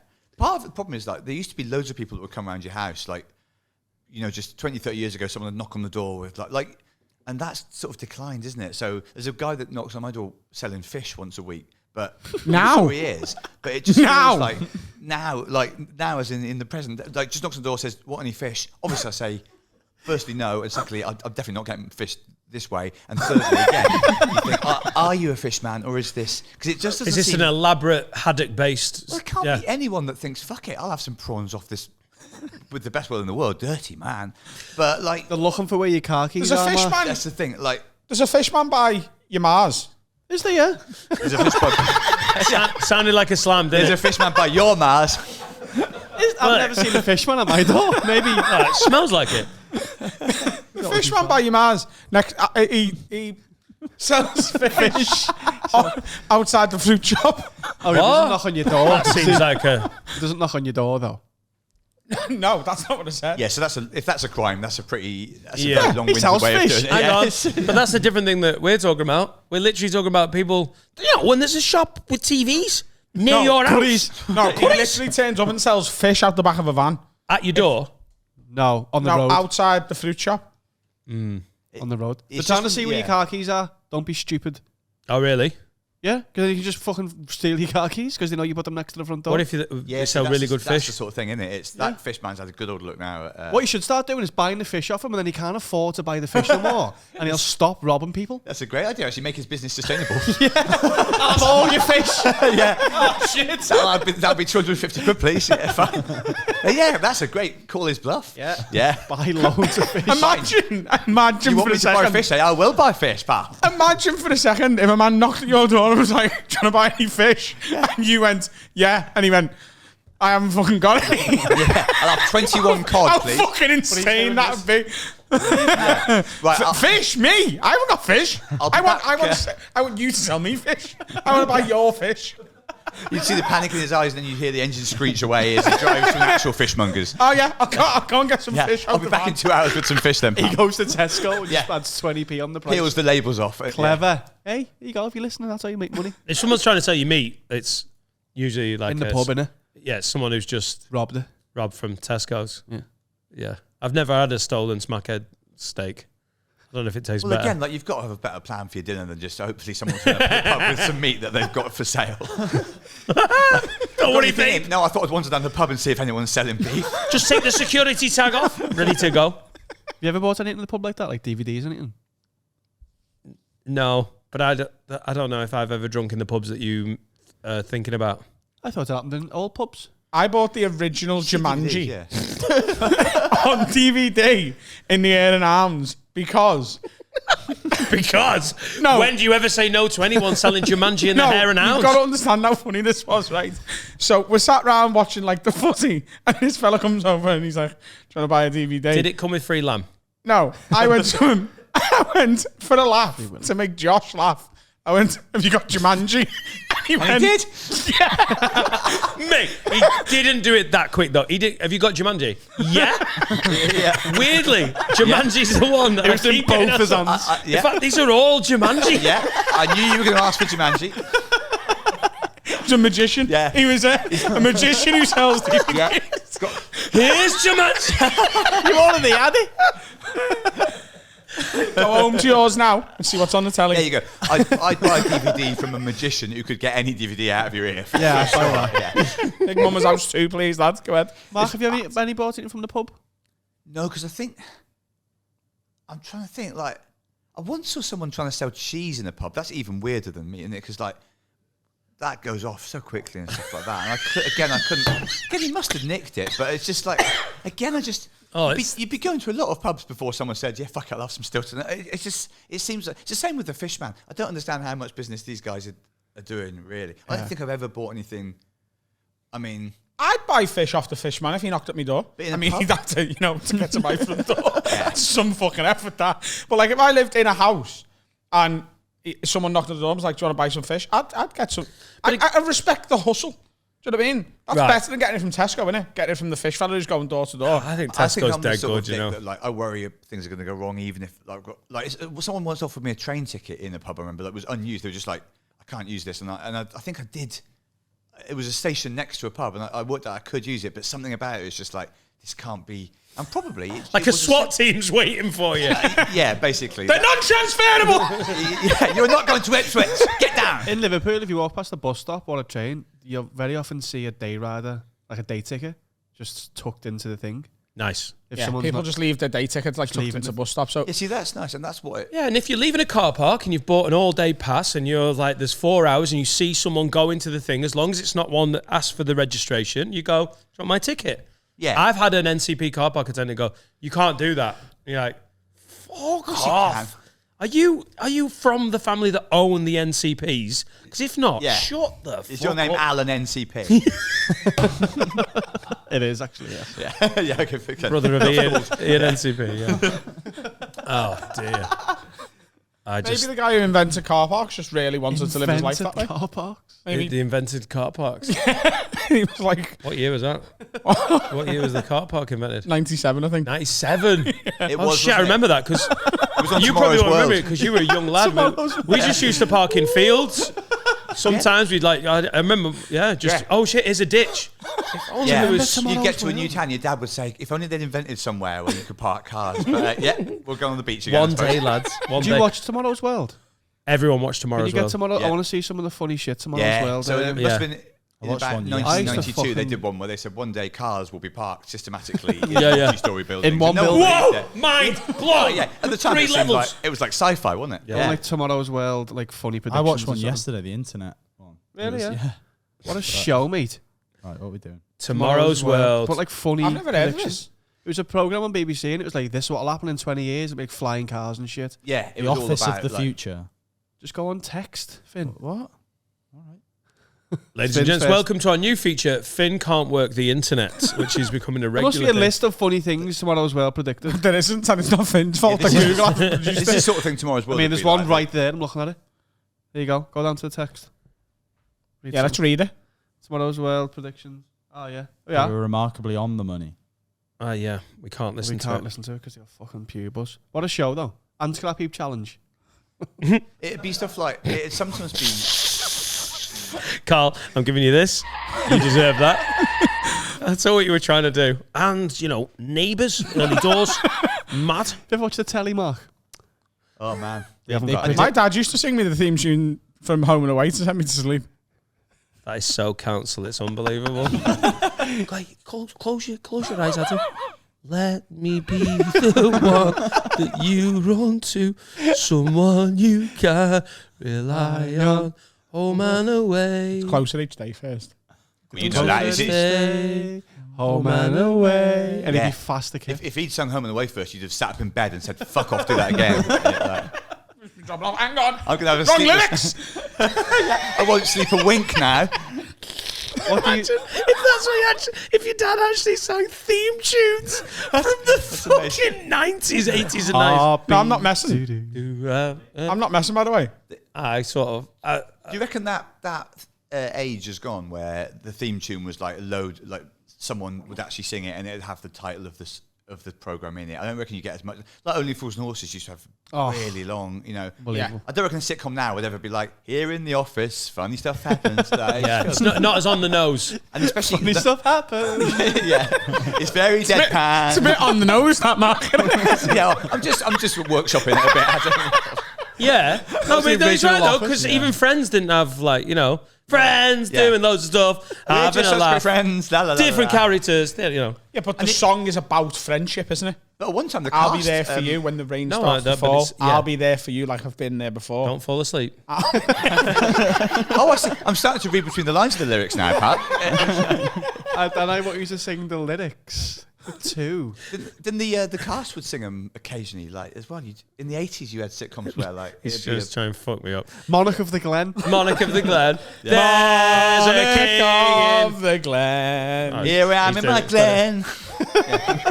I wish I was a king in this Glen. Closer each day, monarch of the Glen. Every one of them. Like theme tunes. Every single show in the 80s. Yeah. Even the news, it was a guy going, here's the news, here comes the news.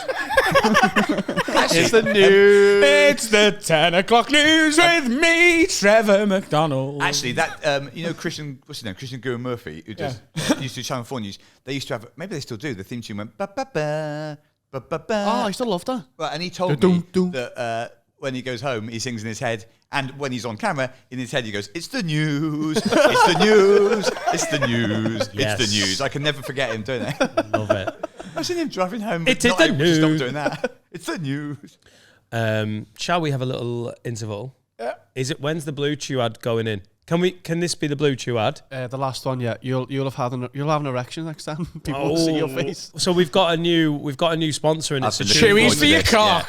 It gives you a hard on. Wait, there's not the advert yet. Have them wait. I so want to be sponsored by a chewing gum that is a bit like Viagra. Have you ever been having a Chewy and thought, I wish I was hard right now? My breath is fresh, but my dick is soft. You need Blue Chew. Oh, you ever have a chewy, but you want to chew? It's a blowjob in Liverpool. Okay, cool. Do I you think like that's a Scousism, you know? Do you like oral pleasure? Is that is that a Scousism? What? Have you ever said to a girl, gives a chew? What? My wife Laura. All the time, and I do actually. Lad, gives us chew. She loves it. She loves it because she likes being taught to like she's a Scouse teenage boy. Lad, do it, Joe. Chew me. And then she just noshes me off. I don't think noshes me off is much better as an expression, to be absolutely fair. That's what she uses. That's what she's Fair enough, like. yeah. Genuine question. Have you ever heard that chew used in that context? Yes, it's true. No, but I don't mind it. I have to say, I think I will be using it. Giz a Gives chew. a chew. That's a chewing gum, isn't it? No, it's chewy. If Right. you say giz a chewy and someone starts sucking Who's- you off, Chew is a Scousism. No. Yeah, it's very important to get it right. it's all mad school. Hey, shout out Yeah. all Scouse women or gay guys giving blowjobs. Don't chew. No one wants that. No one wants that. Mincemeat cock. Yeah, Using your fucking business teeth. yeah. It's No. more meant to be melting your mouth situation than chewing. I think. Yeah. Also, That was a don't thing at blow. school for us, wasn't it? Giz a chew there, girl.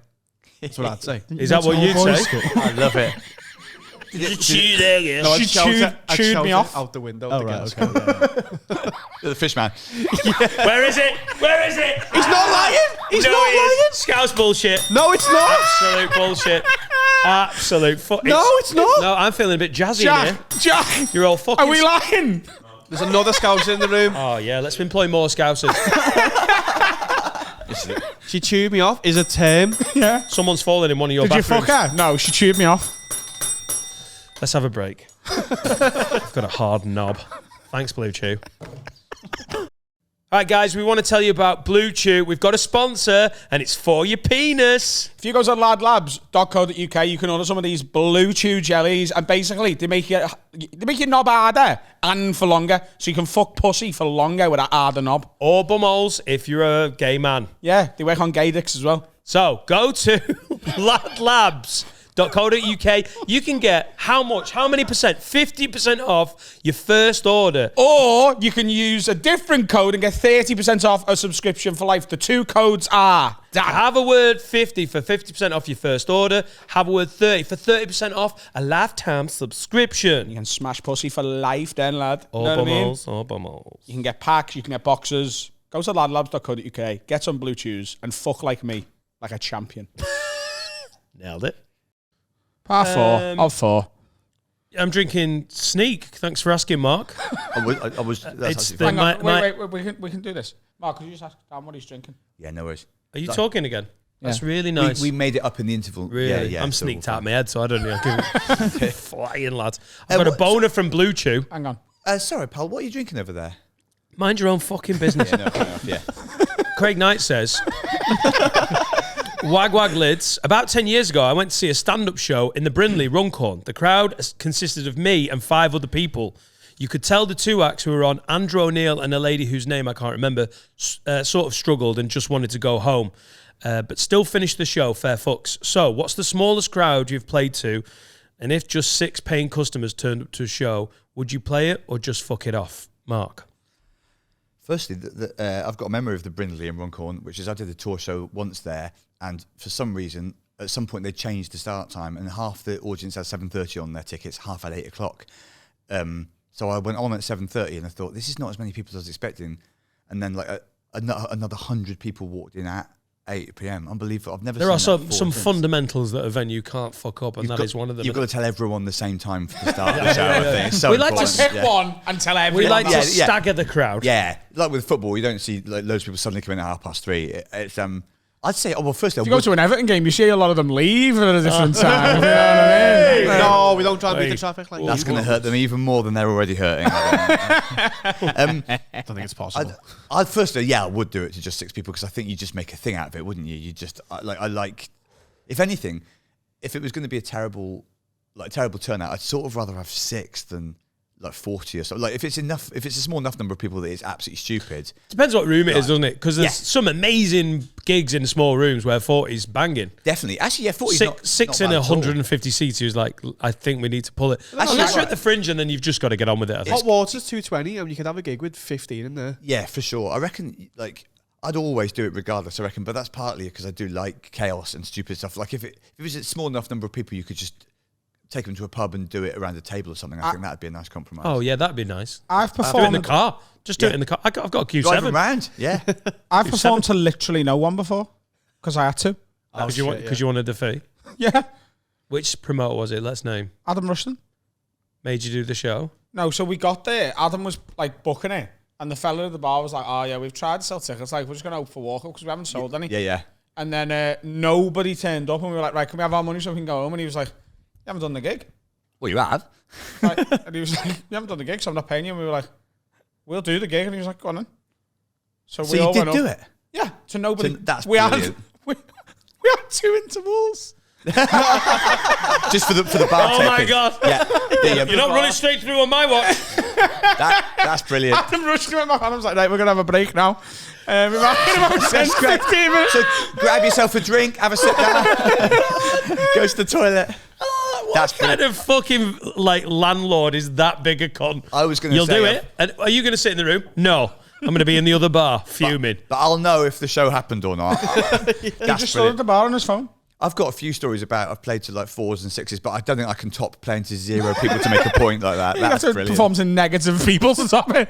Yeah. I wasn't even there, but I did the gig. Yeah, somehow the venue would have to burn down while there were no people in it to top that. That's amazing. The most amazing bit is that, like, well, the mind boggles at that. Why did he think that the gig would... This gig still hasn't really happened if no one's there, is it? It's like a tree in the forest situation. He was just like...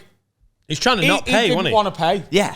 But I he suppose sort so. of backed himself into the corner of, if you want the money, do the gig. And we were like knew enough that we needed the money. That's brilliant. And we were like, well, we'll do it then. And he was like, go on. We were like, right. You That's just did it really to funny. Each other.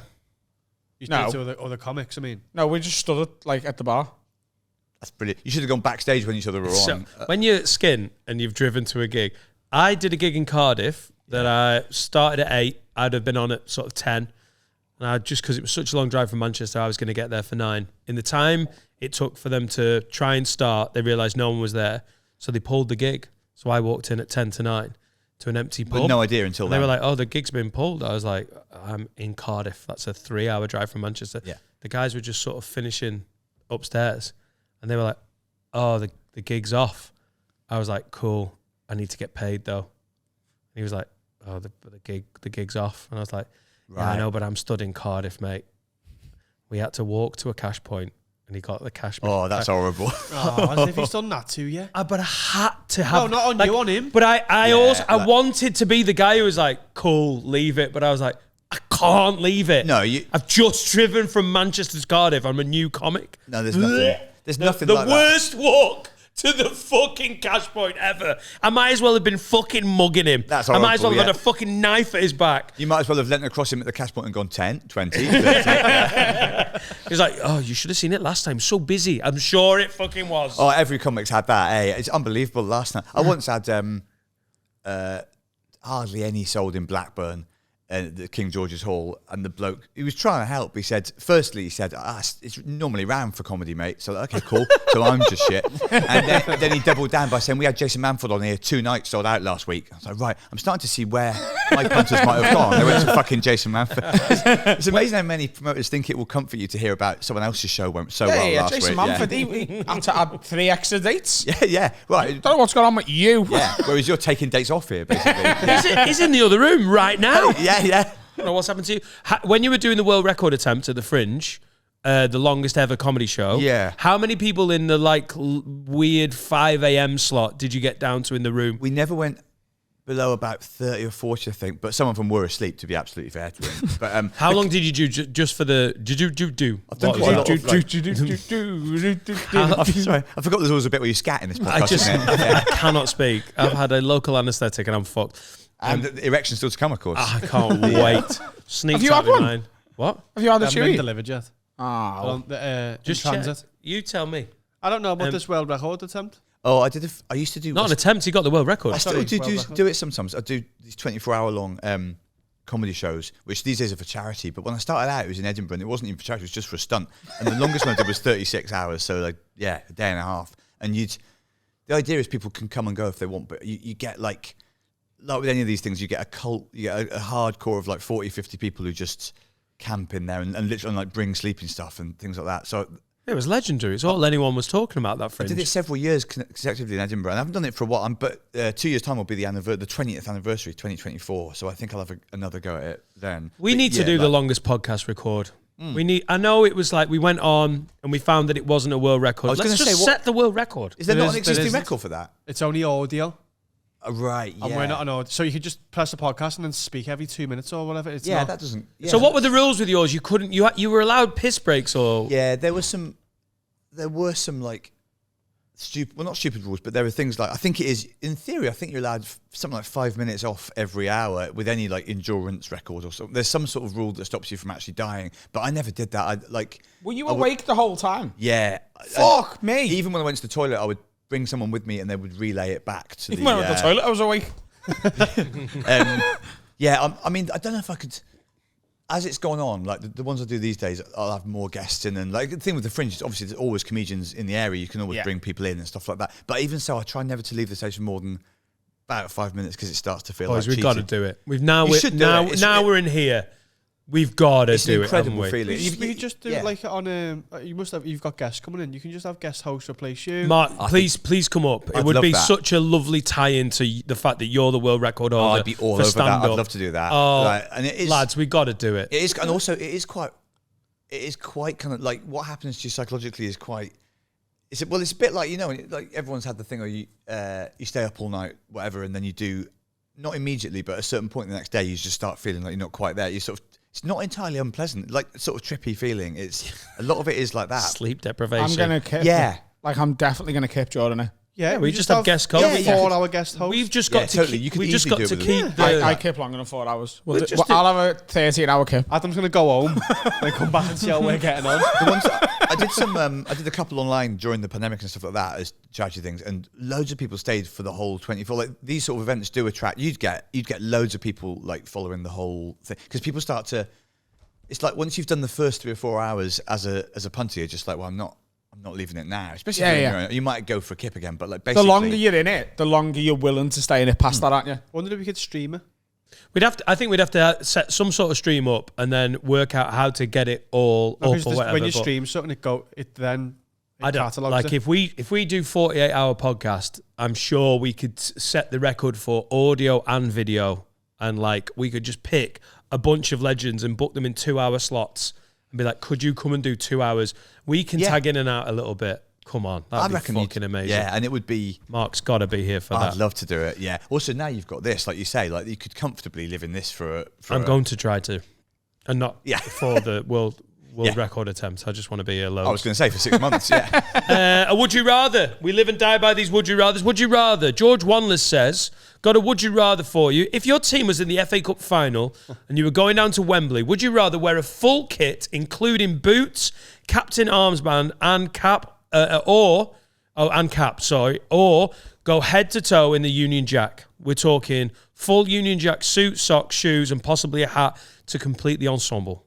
Both need to be carried with the utmost seriousness. There can be no chat of this for a bet, etc. So you can't be like, oh, it's just a bet. Yeah. You've got to wear it in seriousness down to fucking Wembley. Love the pod. Keep the bullshit coming. That's from George. It's just, the easiest one in the world for me, so I'll pass it over to Mark. Yeah, now I support a team that have only been to the FA Cup final once, and that was in 1909. Is that Bristol City? Yeah. We're in the second tier, but like I'd say if we got to the FA Cup final, there's nothing I wouldn't do. Like I think all bets are off. I think full kit, like including boots, is all right. I know that there's a lot of that full kit wanker thing is a sort of, but I reckon I think I could do that. The boots and the captain's armband is maybe a bit much, but I reckon boots is a little much. I'd much rather be a full kit wanker than a full blown Union Jack shagging paedophile. Post Brexit, which were your options, to be fair. Post Queen's death, if you went down to Wembley now, full Union Jack, you'd look like such a flag Nancy sort of racist, wouldn't you? It's just, yeah, I don't think... I'd rather go naked than wear a fucking Union Jack. That's a good would you rather, actually. Yeah, naked at the FA Cup final. That's would you rather go... No, you wouldn't rather go naked, though. No, I absolutely would. If you were allowed, let's say you are allowed into Wembley naked, you'd rather sit there like that for 90 minutes. I don't think it's written in any of the bylaws that you can't go in. If you're taking Blue Chew before you get in there. Bylaws I'll take public a full... nudity. Yeah, this is interesting, actually. They wouldn't let you in, would they? No. No, they'd arrest you. Would they kick you out? No, they'd if you got arrest you. naked once you were in? Yes. Yes, they would. They probably would, yeah. Quite quickly as well. Oi, Dave. I do not respect your authority. I was born this way. It's funny because you'd be arrested that you way. Get chucked out if you're a streaker on the pitch, but you don't have to see someone strip off and then you're going to streak. No, I'm just bit alt. Just fancy it. Warm. Woo! And it's off. Just doing this with me tits because I haven't got a top on. Imagine the feeling if someone next to you at a game started to take the clothes off. You think, I'm going to witness a streaker here, but then they just remain in the seat. Yeah. You've got your kids near you, like, don't look, love. So sorry. Awful. Yeah, you I go Union Jack rather than naked. I'm not taking my small penis to a fucking cup final. Nah. It'd certainly be a talking point, wouldn't it? The FA Cup final's always sunny, isn't it? Yeah, it wouldn't be a bad day to be naked. It's normal. It's May. Mid-May. Yeah. The end of May now. Do you have to wear the current home kit or because no retro? It's going to be the current with the goalkeeper on the back of the home kit. Of the home outfield kit. Yeah. Oh. You got it wrong as well. The goalkeeper's name, but the outfield kit. Right, so it doesn't even. So and not even his number. So I've got to have Allison on the home kit with number 11. Oh, that would feel odd, actually. Yeah, in a way, that's almost the worst bit. People thinking you're not Westerveld on the new kit. Shout out Sander Westerveld. He played for Everton as well, you know. Sander Westerveld. Yeah. Emergency transfer to Everton. I remember him wearing I loved him. Reebok. Was he Reebok era? The green one, wasn't he? Yeah. The green one. I can see him in the Reebok green one as well. Yeah. Green and navy blue? Yeah. I can see it. Lord. Reebok were class when it was the goalkeeper at the youth. Oh my God.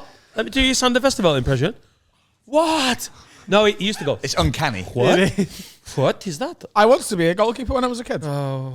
Adam, what do you think about like retro kits, like for Liverpool fans, for example? Because I've got Liverpool, massive Liverpool fan mate who he takes a really dim view of like people wearing Carlsberg and candy. So I'm not sure why. He thinks it's too try hard or something. Like you're trying to prove. I really like the retro stuff. I won't wear. Huh? Insane. Just use code Carl10 if you got to. Carl's sponsored by Classic Football Shit. Just Carl though. Doesn't give the revenue to the. Absolutely. Just me. Absolutely fine. It's got a beautiful I've got a woman's couple. I've got a few classic Liverpool tops, but Yeah. I wouldn't wear the current kit unless I was playing football. Right. But I would wear a retro top Interesting. Yeah. for like we went to Leeds Festival and I had the yellow retro. I'll show you the picture in a minute. And he had the retro Everton top on Right. at Leeds Festival like a couple of weeks ago. That's good. But But you'd not wear this shirt to a no, game that would now. make me feel I wouldn't go with you. no Mad that, innit? And it has to be at Yeah. least like 20 years 15, old. 20 years old. Yeah, that's Yeah. interesting. So you think retro beats modern? Yeah. every course. single time. The modern training stuff I like wearing because it's always nice fitting and stuff. Old training stuff's a bit baggy. Yeah, But that was I boring for agree. everyone listening. But Okay. always been like hey. Adam gives good advice. Mark, I think you've got quite a sort of a wise sort of way about you. I think you'll give a good advice. People, Oh, yeah, for people, sure. and it's serious. So please take it serious. Because well, the whole podcast is pretty serious. Yeah, yeah. this is, people don't come for Challenging. laughs. They come for No, info. they can go somewhere else for that. Time. Stay at that height. This is from Anonymous. Dave says, wag wag lids. Whoa. Whoa. Anonymous, please. I've been seeing this lady for just over 2 years and have recently decided it's time to call it a day on our relationship. The issue is that she has only recently, like 2 weeks ago, got a job as the manager where I work, making her my boss. Ooh. Now, I don't know what to do as I want to break up with her, but can't really be arsed with the awkwardness of working together after a breakup. Would love your advice, please, lids. Plant drugs on it in work. Game over. So easy. So easy. Or organise the police ahead of time. Yep. Put loads of cocaine in a bag. Yeah. And then she's fired, and then you can split That's up how- with her. Because Yeah, you you don't- can say, "Oh, drugs. That's not a bit of me." Yeah. That. Bam. Someone I know wanted Both to leave problems the solved. army Exactly. and did that to got his mate to do that to him. to get checked out of the army. Yeah. So he So many of life's problems are solved by planting cocaine on someone, it turns out. yeah, he wants to leave the army, but he had a few years left, so he got his mates to plant cocaine in his like his bunk or whatever, and then got his mate to grass and say, yeah, he's doing coke, So with that, and he was why couldn't he just, dishonorably discharged. why couldn't he have just sort of planted it himself and then Yeah. be like, got someone to... He's gone through with Plausible the full... deniability then. Yeah, you have him turn around so he can have deniability. Fine. Double Jeffrey, innit? Did it work? Did you get to that? Yeah, Fair play. yeah. His missus was pregnant and he wanted to go and see his kid grow up. Yeah, fair enough. I think you've got to listen to Adam Rowe though, because powerful women, very sexy. Yeah, I would So wait a all while. of a sudden, ignite the relationship. she's like, "You're not down for a shift till Tuesday." And you're like, "Oh, wow, what's that? Power." She's got a rotor. Nothing They took the sexier piss than out a of me, woman Mark, with a because I've rotor. said for a while I find powerful women really attractive. Yes, which I think is that's. I agree. Yeah. Yeah. Yeah. Yeah. But Not- what? Yeah, A not every- woman who can tell you you're not going on your break. Yeah. Yeah. Oof. But where did You'd love that. If they, Yeah. There's nothing more sexy than a supervisor at Frankie and Benny's when I'm on a split shift. Adam, clean the kitchen Yeah. floor, and you're like, "Oh, you sexy bitch!" Like, no, Couldn't come stay on. for 15, 20 minutes, could you? Fucking hell. What for? if they work in like, Someone's puked. if they work in like the range, and she's his Yeah. manager, just leave because it's not sexy, is it? Where's sexy? Where's Taco Bell. The rain, we could have done with someone fucking the managers of the range last week when we needed furniture for this place. Can we take these 6 chairs off the floor? No, they're display. So he's not said, your correspondent's not said where, no, not what type of work it is or anything. No. He's I anonymous. think it's a morgue. No, it is. Taco It's Bell. complicated then, isn't it? It is Taco Taco Bell. Bell. Of it. Is it? Yeah. Sexiest of all the food chains. I think you've nailed it with the planting drugs on it. Yeah. Go and buy a grand's worth of drugs. And the best £1,000. A gram's worth or a grand's A worth? grand's worth. A grand's worth of drugs. The best money you'll ever Do spend. you want to get her fired or get her 15 years in prison? No, personal use. A grand? A grand? If she does end up in prison, then that is your problem well and truly solved, Exactly, isn't she's it? defo gone. Yeah. Yeah. Unless they find out that you did it to her and then they put you in a mixed gendered prison and she ends up being the top dog and then you're back in the same situation. That is Where's she unlucky, going to though. prison? You got to think that far ahead. But why is she going to prison if you get caught? Fraud. She's still in a there. separate offence, Because maybe? you get done as co-conspirators. In another bag, there is actually loads of lemon. You didn't even have to do it. The twist is she's a massive cokehead. Yeah. She's been stealing tacos. Joe Williams says, "Hey, Lids. Hi, Lids. I'm looking for some advice. I'm 21-year-old lad and I'm looking for new mates. but I've got anxiety. Oh, sorry. Oh, no, there's nothing wrong with Sorry, that. Joe, I laughed. But I've got anxiety about going out and meeting new people. I've had a girlfriend for 2 years and her company continues to be great. Plus, she's ushered me in with her group of friends. But they're all uni students, so they're away for most of the year. I feel that having a girlfriend rules out bars and clubs and going on the pool or whatever, but I don't deal well with crowds anyway. I'm wondering if the Lids have any advice as to where I could go or how I could change my attitude to meeting some pals. Thanks, Joe. 5-a-side. Yeah. 5-a-side. 5-a-side. Or another hobby. Where everybody knows your name. 5-a-side's a good That's- shout. That is right. That is like, it's hard to, if he's into football, it's hard to think of an easier way to meet. Yeah, but how would you find the game of 5-a-side if you've got no mates? Just wander up It's one an day. app. Yeah. There is. Find the game or something it's called, isn't it? Yeah. Or the local snooker hall. Wow, you're getting closer to that grand of drugs, Yeah. aren't you? I'd go, Just turn up. Hello, I would like to play Yeah. snooker. I think that's I'd go like- for the app, yeah. There's a Oh, snooker I tell app. you what, I cannot wait. I literally cannot wait for all the groups of friends to be brought together.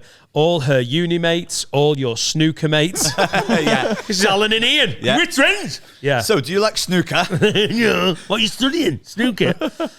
That's you can't actually do. That's the University of Bootle. You can do a BA. You can do a BA in snooker. He's a snooker artist. A BA in snooker? Yeah, it's one of the leading. I'm actually a potologist. If you're talking about a seat of learning, the University of Bootle. That's amazing. Those who can, Bootle.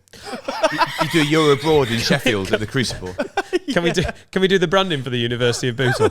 The University of Bootle. Go ahead. What could instead of dream, believe, achieve? It'd be like, just go to bed. Lad, get on it. Be arsed. Stop being a fanny. Get a degree. You're not bad. The University of It Bootle. needs to be a hobby though, doesn't it? Something where you're surrounded by a lot of like-minded people. Even online, you can find friends gaming. Oh, mate, just Pottery. Yeah. Yeah. Become a wheel. 5-a-side pottery. It's like pottery. No, Yeah. some of Tough my- game tonight. It's a tough place to go and get a result. Competitive pottery. Join a life five drawing wheels. class. Yeah. 5 wheels just facing I'll each tell other. you the best team Yeah. of pottery. Stoke. Very nice. Carl, I'm going to give you that. I didn't even want to. Someone else has got a big pot going and you just slide in and smash his fingers. Yeah. Put a reducer on Wanna be them. friends? I'd watch competitive pottery. Definitely Oh, chucking clay at 100%. each other. A life drawing class is apparently a good way to meet people. What other 21-year-old mates? Yeah. You're going to end up with a 68-year-old divorcee called Pam as your bezo. It's a start. You come back from uni, I want you to meet Beggars Pam. can't be choosers. It is true though. Do something. Lads are so much better when they're doing. When there's an element of Start a doing. podcast. Yeah. Go and doing. Exactly. That's where the pottery, the 5-star pottery comes in. What Yeah. are the But you are aching the next morning. You're climbing. You're always on about You don't climbing. make friends at climbing. No, that'd be weird. You make enemies. They're always either above you or below you. Yeah. You're not there to make friends, mate. You're made to make fucking progress. If he'd written in saying I'm looking to make some enemies. Yeah. If you turn up to climbing and go, would you like to climb with me? You get kicked out. The climbing What about abseiling? Because there's an element Literally of kicked like, off like off the climbing wall. Get off the wall. Yeah. Carl on the fucking kids' wall. Get the fuck up. No, we need another 5-a-side pottery. It'd be good. Join a walking group. There's walking groups as well, isn't it? Oh, 5-a-side. All right. You've changed, mate. Walking. A plique. Haberdashery. Yeah. Parkour. Oh, Parkour would be great. That looks No. Again, though, are you getting much time to meet people, or are you just leaping up and down You're buildings? just a fast-moving goth. I'm not having it. Oh, look at that fucking wall. Ha! Shut up. Fast moving. Rollerblading. 5-a-side rollerblading with knives. Joe, try all of these in the same week. Basically, Joe, What a week. we agree it should be 5-a-side something. Yeah. So, Yeah. Five-a-side parkour. That would be a great week. You're right. Join your local darts team at the local pub. That is actually a good idea. That's a good one, is it? Yeah. Take Pam. Hang on, he's 25-year-old with anxiety. You want him to go and join the darts team. I tell you what, he's going to feel anxious. He's just aging by 4 years. He's 21. He's a young lad. He's 21. You're getting eaten alive in the darts club. I agree, Adam. He should do all of these like in consecutive nights, and then someone should film it. He's got too many mates. Oh, Yeah. fucking hell. Or, listen, just throwing it out Yeah. there, go to a gay club. You'll make friends. 21-year-old lad. Bum friends. Well, it's nice and subtle there. Thanks for that. There is Go to a gay club to make friends as a 21-year-old straight man. Yeah, it was silly, wasn't it? Join a darts. Do you know what? That was silly. I shouldn't have said that. I was saying it to just be stupid. But you're right, Adam. Because this is the most serious podcast I've... Dan, can I stop you there? Are there 5-a-side gigs? Absolutely. I go 5-a-side gigs. Clubs. Easy. There's a chaotic quiz once a month at the Shipping Forecast where you make many friends. Yeah, come to our quiz. That is always sold out. You can always make friends at the Comedians Club Chester on September 24th. I hear Finn Taylor, Nick Doody and Vittorio Angeloni are looking to make friends. Come to our quiz. Have a word. Should we do some have a words and then let Mark Watson go and do a tour? Yes. It's time to have a word with Adam and Dan. Which one am I choosing? Cause I fucking can. This one's quite good from a woman called Tash. Let's read it with our face. Alright, the boys, can you have a word with my fella? Cause he's being a fucking jealous cunt about a mate who's a lad I've had since I was in college. We've been mates for nearly 10 years. Never had anything happen. Would never want it to. It'd be like necking my fucking brother. Been seeing my fella for 18 months and he's honestly a bit of a jealous type, which I can be as well, so I'm not that arsed. But not about my fucking mate of 10 years. He reckons men and women can't be actual friends and it's bollocks and he's doing my head in. Have a word, lads. Love you. Love you lot loads from Tash. Projecting. What he means is that he wouldn't trust himself around ladies, so he doesn't trust his girlfriend around men. He's projecting. Fuck him off. Next. On you go. What do you think, Mark? I'm not following that. My favourite bit was the way he went projecting. Projecting. Where's he getting that from? He's only getting that from his own actions, unless it's happened to him before. Yeah, jealous people in relationships often put their own insecurities about themselves onto their partner and then expect Sorry, can you sing it first, Adam? Like you did. Jealous people. Closer each day. It's interesting though that Tash said she can be jealous as well.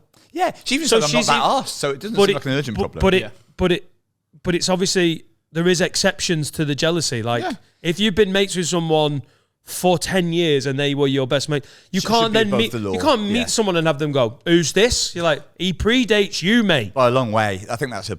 Is Laura the jealous type? So I've got quite a lot of female friends, Yeah. and And you Laura. fuck them all, don't you? What? All the time. You fuck all you... That's the opposite of what I do, Adam. Oh. I'm not quite as sexual as you. You've banged everyone. I haven't. You banged Laura, which I just had to live with. Bedo. With business partners. She needed to meet them first. Yeah, understandably. Then so I've got some really close female friends, but Laura was like, "Oh, okay, fine," and then met them and saw the dynamic. Yeah. And went, "Oh, I get it." Yeah. But before that, she was a little bit like, "I've got three." A named female friend that's like a mystery figure is always going to be... That wasn't was single as well. Yeah. Two of my other best mates, they're married. I agree. It's bollocks just- that you can't be friends. Like, Oh, women it's can't be utter friends, though, rubbish. like, with What he means is, I am not friends with any women. Yeah, So it's not fair. So what he's saying is, the 'Cause secret. if you had a load of the female friends, secret- you wouldn't be yeah, threatened. The secret tell on this is the only interest I have in women is women I want to fuck. So that means and beyond that, I assume I'm that not you interested also in wanna women. fuck any So men yeah, that you're it's friends a with. very. Find him a female friend. Oh, he sounds like. Yeah. Go on Friends Reunited. Find someone who's struggling to be reunited with people and be like, "Well, you after John? This is John." And Go on see how he Friends looks different Reunited. now. Can you intercept the system on that website? I'm looking for him, but I'm No, I think the jealous boyfriend needs to go to a pottery class, 5-a-side pottery. Yeah. An art, what did you say? A real a drawing Link class? the last two Life together. drawing. For sure. We've got 2 of the 10 boys for pottery now. So Yeah. like, get them a WhatsApp group and A off we go. posse team on the go, Yeah. Oh, poor 21-year-old Tom. My girlfriend's at university. My girlfriend's trying to fuck everyone. Angry first meet. Get him a female friend. Go on Friends Reunited as him. Set up a fake profile. Message women and say start. we went to school together.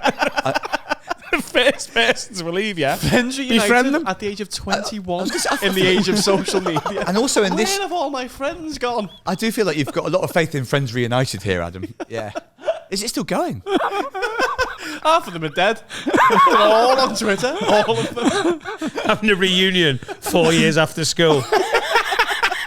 Where have you got to? Yeah, look at that. If you Google Friends Friends Reunited Reunited, shut down. Wikipedia comes up. It's yeah? shut down. It's gone. Friends Yeah. Reunited is the first hit is a Wikipedia page about what it used to be. Oh, Yeah. what do you use now? There must be a replacement. It's maybe because of Facebook and like you say, because social media. Yeah. Just use. Oh, it's called Mates Back Together now. How is it? Yeah. Check it. It's the rest of the internet, isn't it? Don't check I'm not. it. Don't check it, Finn. I didn't. Finn, I you're didn't so do anything. well. You opened it. All right, I think I used to know you. Have you been killed in year 9? Oh, the Welsh version of Friends Reunited. Oi. By the way, Mark, lots of murderers went to our schools. Yeah. Right. I'm starting There to was get 5 that. Yeah. murderers 5 murders in mine one and year. Carl's year. 5 murderers in your. 5 convicted murderers. Yeah. That's unbelievable. Yeah, it's good, isn't it? I don't know if it's good exactly. No, but you know It's what I the mean? world record. It's got to be up there in if you could get a list of the most murderer-filled schools. It's got to be high. Yeah. 5 in a year. But it wasn't a bad school. Not a bad school. Was it a just freak year, or were you regularly producing top-level a murderers? freak year. Because that Wasn't that- it? I World don't Academy. think we To be know that fair, for sure. They were in top set for murdering. So yeah, they were streamed. They These were were only fast-tracked set Like too. as part of our Duke of Edinburgh Award was made to someone. That's amazing. Only 5 of us passed. Sometimes you get these schools that produce a lot of like top-level sports people, but you don't often hear Our it with school, murderers. we had top level. We were a specialist sports college. Stephen Gerrard went to our school. We don't mention it. David Nugent, footballer as well. Nugent, David yeah, Price, yeah. the boxer. thank God they all made it. Otherwise, there'd be more dead bodies. So your Paddy, school was the basically Paddy Pimblett. Our school produced interesting people. your school produced sports people, murderers, and podcasters. Ultimately, yeah. Yeah. That's. Was there any connection between the 5 of them as well? They or just It was one attack. right. Okay, yeah. No, but they all weirdly they all met at pottery. Yeah. Five-a-side murder. 5-a-side murder, yeah. I'm aching all over. I went to that 5-a-side murder thing last night. We're all getting done together. Yeah. At least we're mates now, though. That was like since school. Like, how long have we been after school? 14 years. Yeah. It's just been incrementally like, oh, there's another one. That's amazing. Yeah. Like, we had one in my year, and he was not in the end even found guilty. Do you remember that years ago there was a fellow? It was on the news. It was a big one. His wife died on honeymoon in South Africa. Yeah. Sri Ndwani, his name was. And then he was in my year, and he was eventually found not guilty. But it's one of these ones where it's impossible OJ. to sort of know. Yeah, a lot of people. I probably shouldn't pass comment on this illegally. But No, I heard he definitely did it. fine. Okay, Yeah, well that's I coming out of your heard- mouth, not mine. Yeah. So yeah, it's my opinion. Allegedly, that he definitely did it. Allegedly, your opinion. Allegedly, it's my opinion that this fella What was definitely did amazing it. actually Your was that, alleged like, opinion, not a fact. It was about 15 years after we'd left school again, and the incredible thing was this intricate, complicated case that happened in South Africa. No one knew anything about it really, but everyone had been at the school was like either, yeah, I can imagine him doing it, or it made you worry about juries and stuff because like none of us knew fuck all, but everyone had an opinion, everyone was pitching in. Have you ever done jury duty? I'm No, like, I always think it would be quite fun, but then you think about what it would do to your diary. It would come at a time when you had like 6 weeks of stuff in. oh, I want a multiple murder that gets boxed off in about 4 working days. Right, It's not going to happen, is it? You're looking for a quickie. The juicy ones, this blue chew will wear off. They last for fucking months. I can't. Can you turn That'd be it a down? Or nightmare. Is it compulsory? Like, isn't it? It's- You have to have a good reason. So Yeah. like work. Is You can't be like, I broke my arm. But Don't would we, worry like, about me. I'll would our get work excused. count? Would you say I've got tour dates in, or like would they not? I respect would that? bash 3 blue chews, turn up, no pants. I'd be off that jury real quick. Yeah, I want to do it. It's a bit like the planting cocaine thing. There's probably ways you could get off a jury quite quickly. Yeah, plant cocaine on the judge and the whole thing will get thrown out. yeah. Or just in the first 10 minutes, yell guilty. That'd probably do it. Turn up next. Turn up in the full kit of your favourite team. Yeah, And boots. yeah, Captain's armband. yeah. And instead of, Immediately, he's done it, him. Yeah. He's done it. Shout wanker, What are we even wanker. listening to anything else for? He's done it. That will get you on. there's a load of I think ways. a couple of those, and you'd probably, or even turn Sorry, up, yeah. sorry, Your Honour. No, sorry. No, I'll listen to that. But for some people, it's the opposite. It'd be a dream to have a multi-week one, wouldn't it? Like if you If you hated you your hate job, your job, yeah. Like No, I'd love like a fucking 2-year-long trial where there's fucking, you know, when like it's eventually going to be on Netflix. You realise you can't go on your phone. yeah, one where at it's going any to be point. the country's talking I about won't it. where's that bullshit? Like when though? you're away in the A two, hotel, you'd be like, you have no contact. Adam, what do you think? That's the point, isn't it? You're quite. My mum did jury duty. I Same. do a bit of stand up about this. My mum is really chatty, and she would always be like, "Can't tell you anything about it. You know, you're under oath." Exactly But the then same. she would tell you. Like, she'd be like, "You're never going to meet him anyway because he's from Sunderland." I don't think you should. I think that's part of the oath. To be fair. okay. You're not going to meet him because he's from Sunderland and he's going 25 to life now, actually. Yeah, honestly, it was that. Well, if I did that, don't tell us anymore, please. It's like she She loved the idea of being under oath, but someone like my mum can't easily keep to the terms. Do you know if you of do an a oath really herself. good job on jury duty, do you get to go back? My mum's done it twice. Is it like, oh, he was a good juror? I didn't know you could Let's do get it him back twice, every yeah. week. Isn't it? It's meant to be random. Yeah, but she's done it twice. Within like the space of 15 years as well. I think it's on your job as well. Oh, she's in the NHS. I don't know if that like. That's interesting. Yeah. Boys, Set up the look, algorithm. just all we ever need to do is send them one Patreon exclusive episode. Be like, could you watch 8 minutes of this episode, and we will be excused from and then any consider whether we jury. are No, I fit for want to jury do it. duty. Yeah. I want to do it. Right, I think it'd be great. I've sat in on a court case and I loved it. right. Such a mad environment to be in that we're not used to. It would be an experience, wouldn't it? Yeah. It's not something. want It's to got to be a Yeah, juicy, like, Yeah, murder. you don't want like fucking fraud or something. Like, oh, you did rob the fucking tenner. You want like a 4-car pile-up car crash that like someone intentionally caused. It is true. Ah, you robbed a tenner. Yeah. Fraudster. That's the thing, though, isn't it? It's a real mixed bag. Imagine if the case gets read out and you're like, oh, for fuck's sake. Like, No, when you're sat there going, murder. yeah, you're murder. hoping for murder, and then All right, lads. I haven't seen you since school. This was good to see you. you'd not be find instantly out. taken off. There's You'd a not find out conflict. until you're in court, would you? Any details? You're going in blind. So there must be a disappointment. Must go through the. They open jury, an envelope in wouldn't front of the jury. They're like, and you've got tax evasion. Like deal or no Aw. deal. it? Oh, you'd be gutted. Well, it's yeah. picked on your demographic, isn't it? So like, No, they give you 3 envelopes to pick, and you pick one, and whatever they pull out, they bring that case oh, in. they've changed it. What do then. you mean? Picked on your demographic? Yeah, so it's like a rape case or something. They'll change the demographic of the jury. Are you sure? Yeah, of course they will. How does that work? Like, the jury's picked, isn't it? It's not just random. They've got loads of jurors in a room. It's selected by the defence and the prosecution, isn't it? They pick one each. It's like captains. No, no, Wadia or something. Joadia. It's like captains, isn't it? What's it called? What's the Joadia? Wadia. So what is I it? know what you mean. Yeah. Guardia, yeah. Pep Jury Guardiola. selection. Buendia plays for Villa. Well, I mean, It honestly sounds like you're trying to say Xherdan Shaqiri. No, it's the first bit's random, and then they select it. yeah, no, totally. Yeah, Right, yeah, no, yeah, I yeah, meant yeah. like of the pool of jurors in the court at that point. Yeah, they whittle them And down. certain jurors act certain ways to either get like You're picked gone. or... I'm gone. I'm there in a Watford kit with Sander Westerveld printed on the back. Like, I'd never considered that, but yeah, obviously. So you can get that close and still not actually get on. oh yeah. My mum. Imagine if you got last time my picked and mum you did went, it, she didn't yes! get picked. Yeah, right. Fucking get Right, in! so they send you home again. No, so it was during COVID. So like, we can't sit you all in the building, so we'll call you if you're on a case. Like the X Factor or something where they yeah, they but you tell had 2 weeks off work, and they're like, "Oh, we didn't call you. You're fine. You So you that- got jury duty at home and didn't do anything because of COVID." On Zoom. Essentially, yeah. They weren't the same though. Those court cases. No, behind closed doors. Yeah, there was no atmosphere. There's no atmosphere. Zoom court case. It ruined it really, didn't it? You couldn't hear the guilt. Yeah. You should go and sit on a court case though. I sat Murder in on a cases murder- without fans and Can you just nothing. do it? You Yeah, got- I sat in on a murder trial, quite an infamous one, and yeah, as long as you're not allowed to take any recording devices in, you can take a pen and paper in. You got can't the just show ultimate up at the recording court, device though. just- Me head. What? You can just like on a given day, you can just show up like that's interesting. No videos, Adam. Yeah, you go in and you say to You're the not even a person, fucking so they judge. search you when you go in and you go, "Can I have today's thingy?" And they tell you what all the cases are, Right. and what court at what time, and you go up and the fella at the who controls it can be like, "No, fuck off," if he thinks you're a vagrant. Right, yeah. But if you wandered in, you can sit and watch. Is this when you were studying journalism? When I was studying journalism, yeah, to go and watch Interesting, some murder yeah. cases. It was great. I loved it. It was like it's such an interesting environment that you only see on the telly. To be sat there, I was like, wow. Do you reckon there's people that go a lot that are like fans? Yes, definitely. Yeah. Oh, season ticket holders. Yeah, yeah. Oh, yeah. I missed last Wednesday, but I'm back on there. Yeah. Oh, 100%. There will be, if you're like, There will be. take the little packed lunch, have a sandwich. It's a murder barrel. I know. Get songs going, don't they? It's like an away end. Yeah.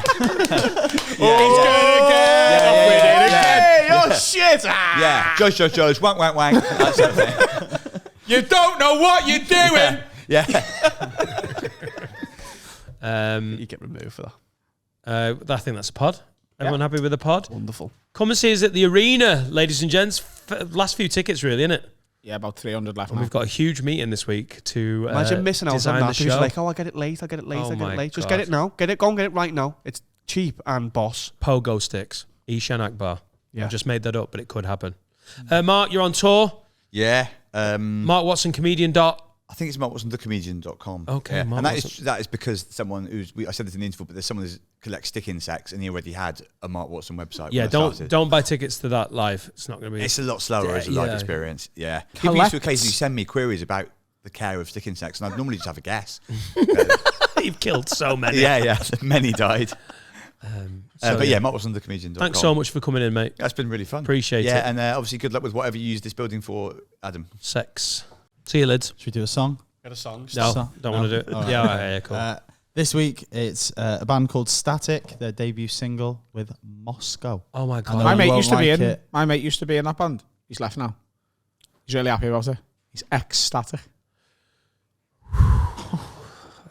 Is there a bell or anything for that, or do you just have to deal with that? Order! Order!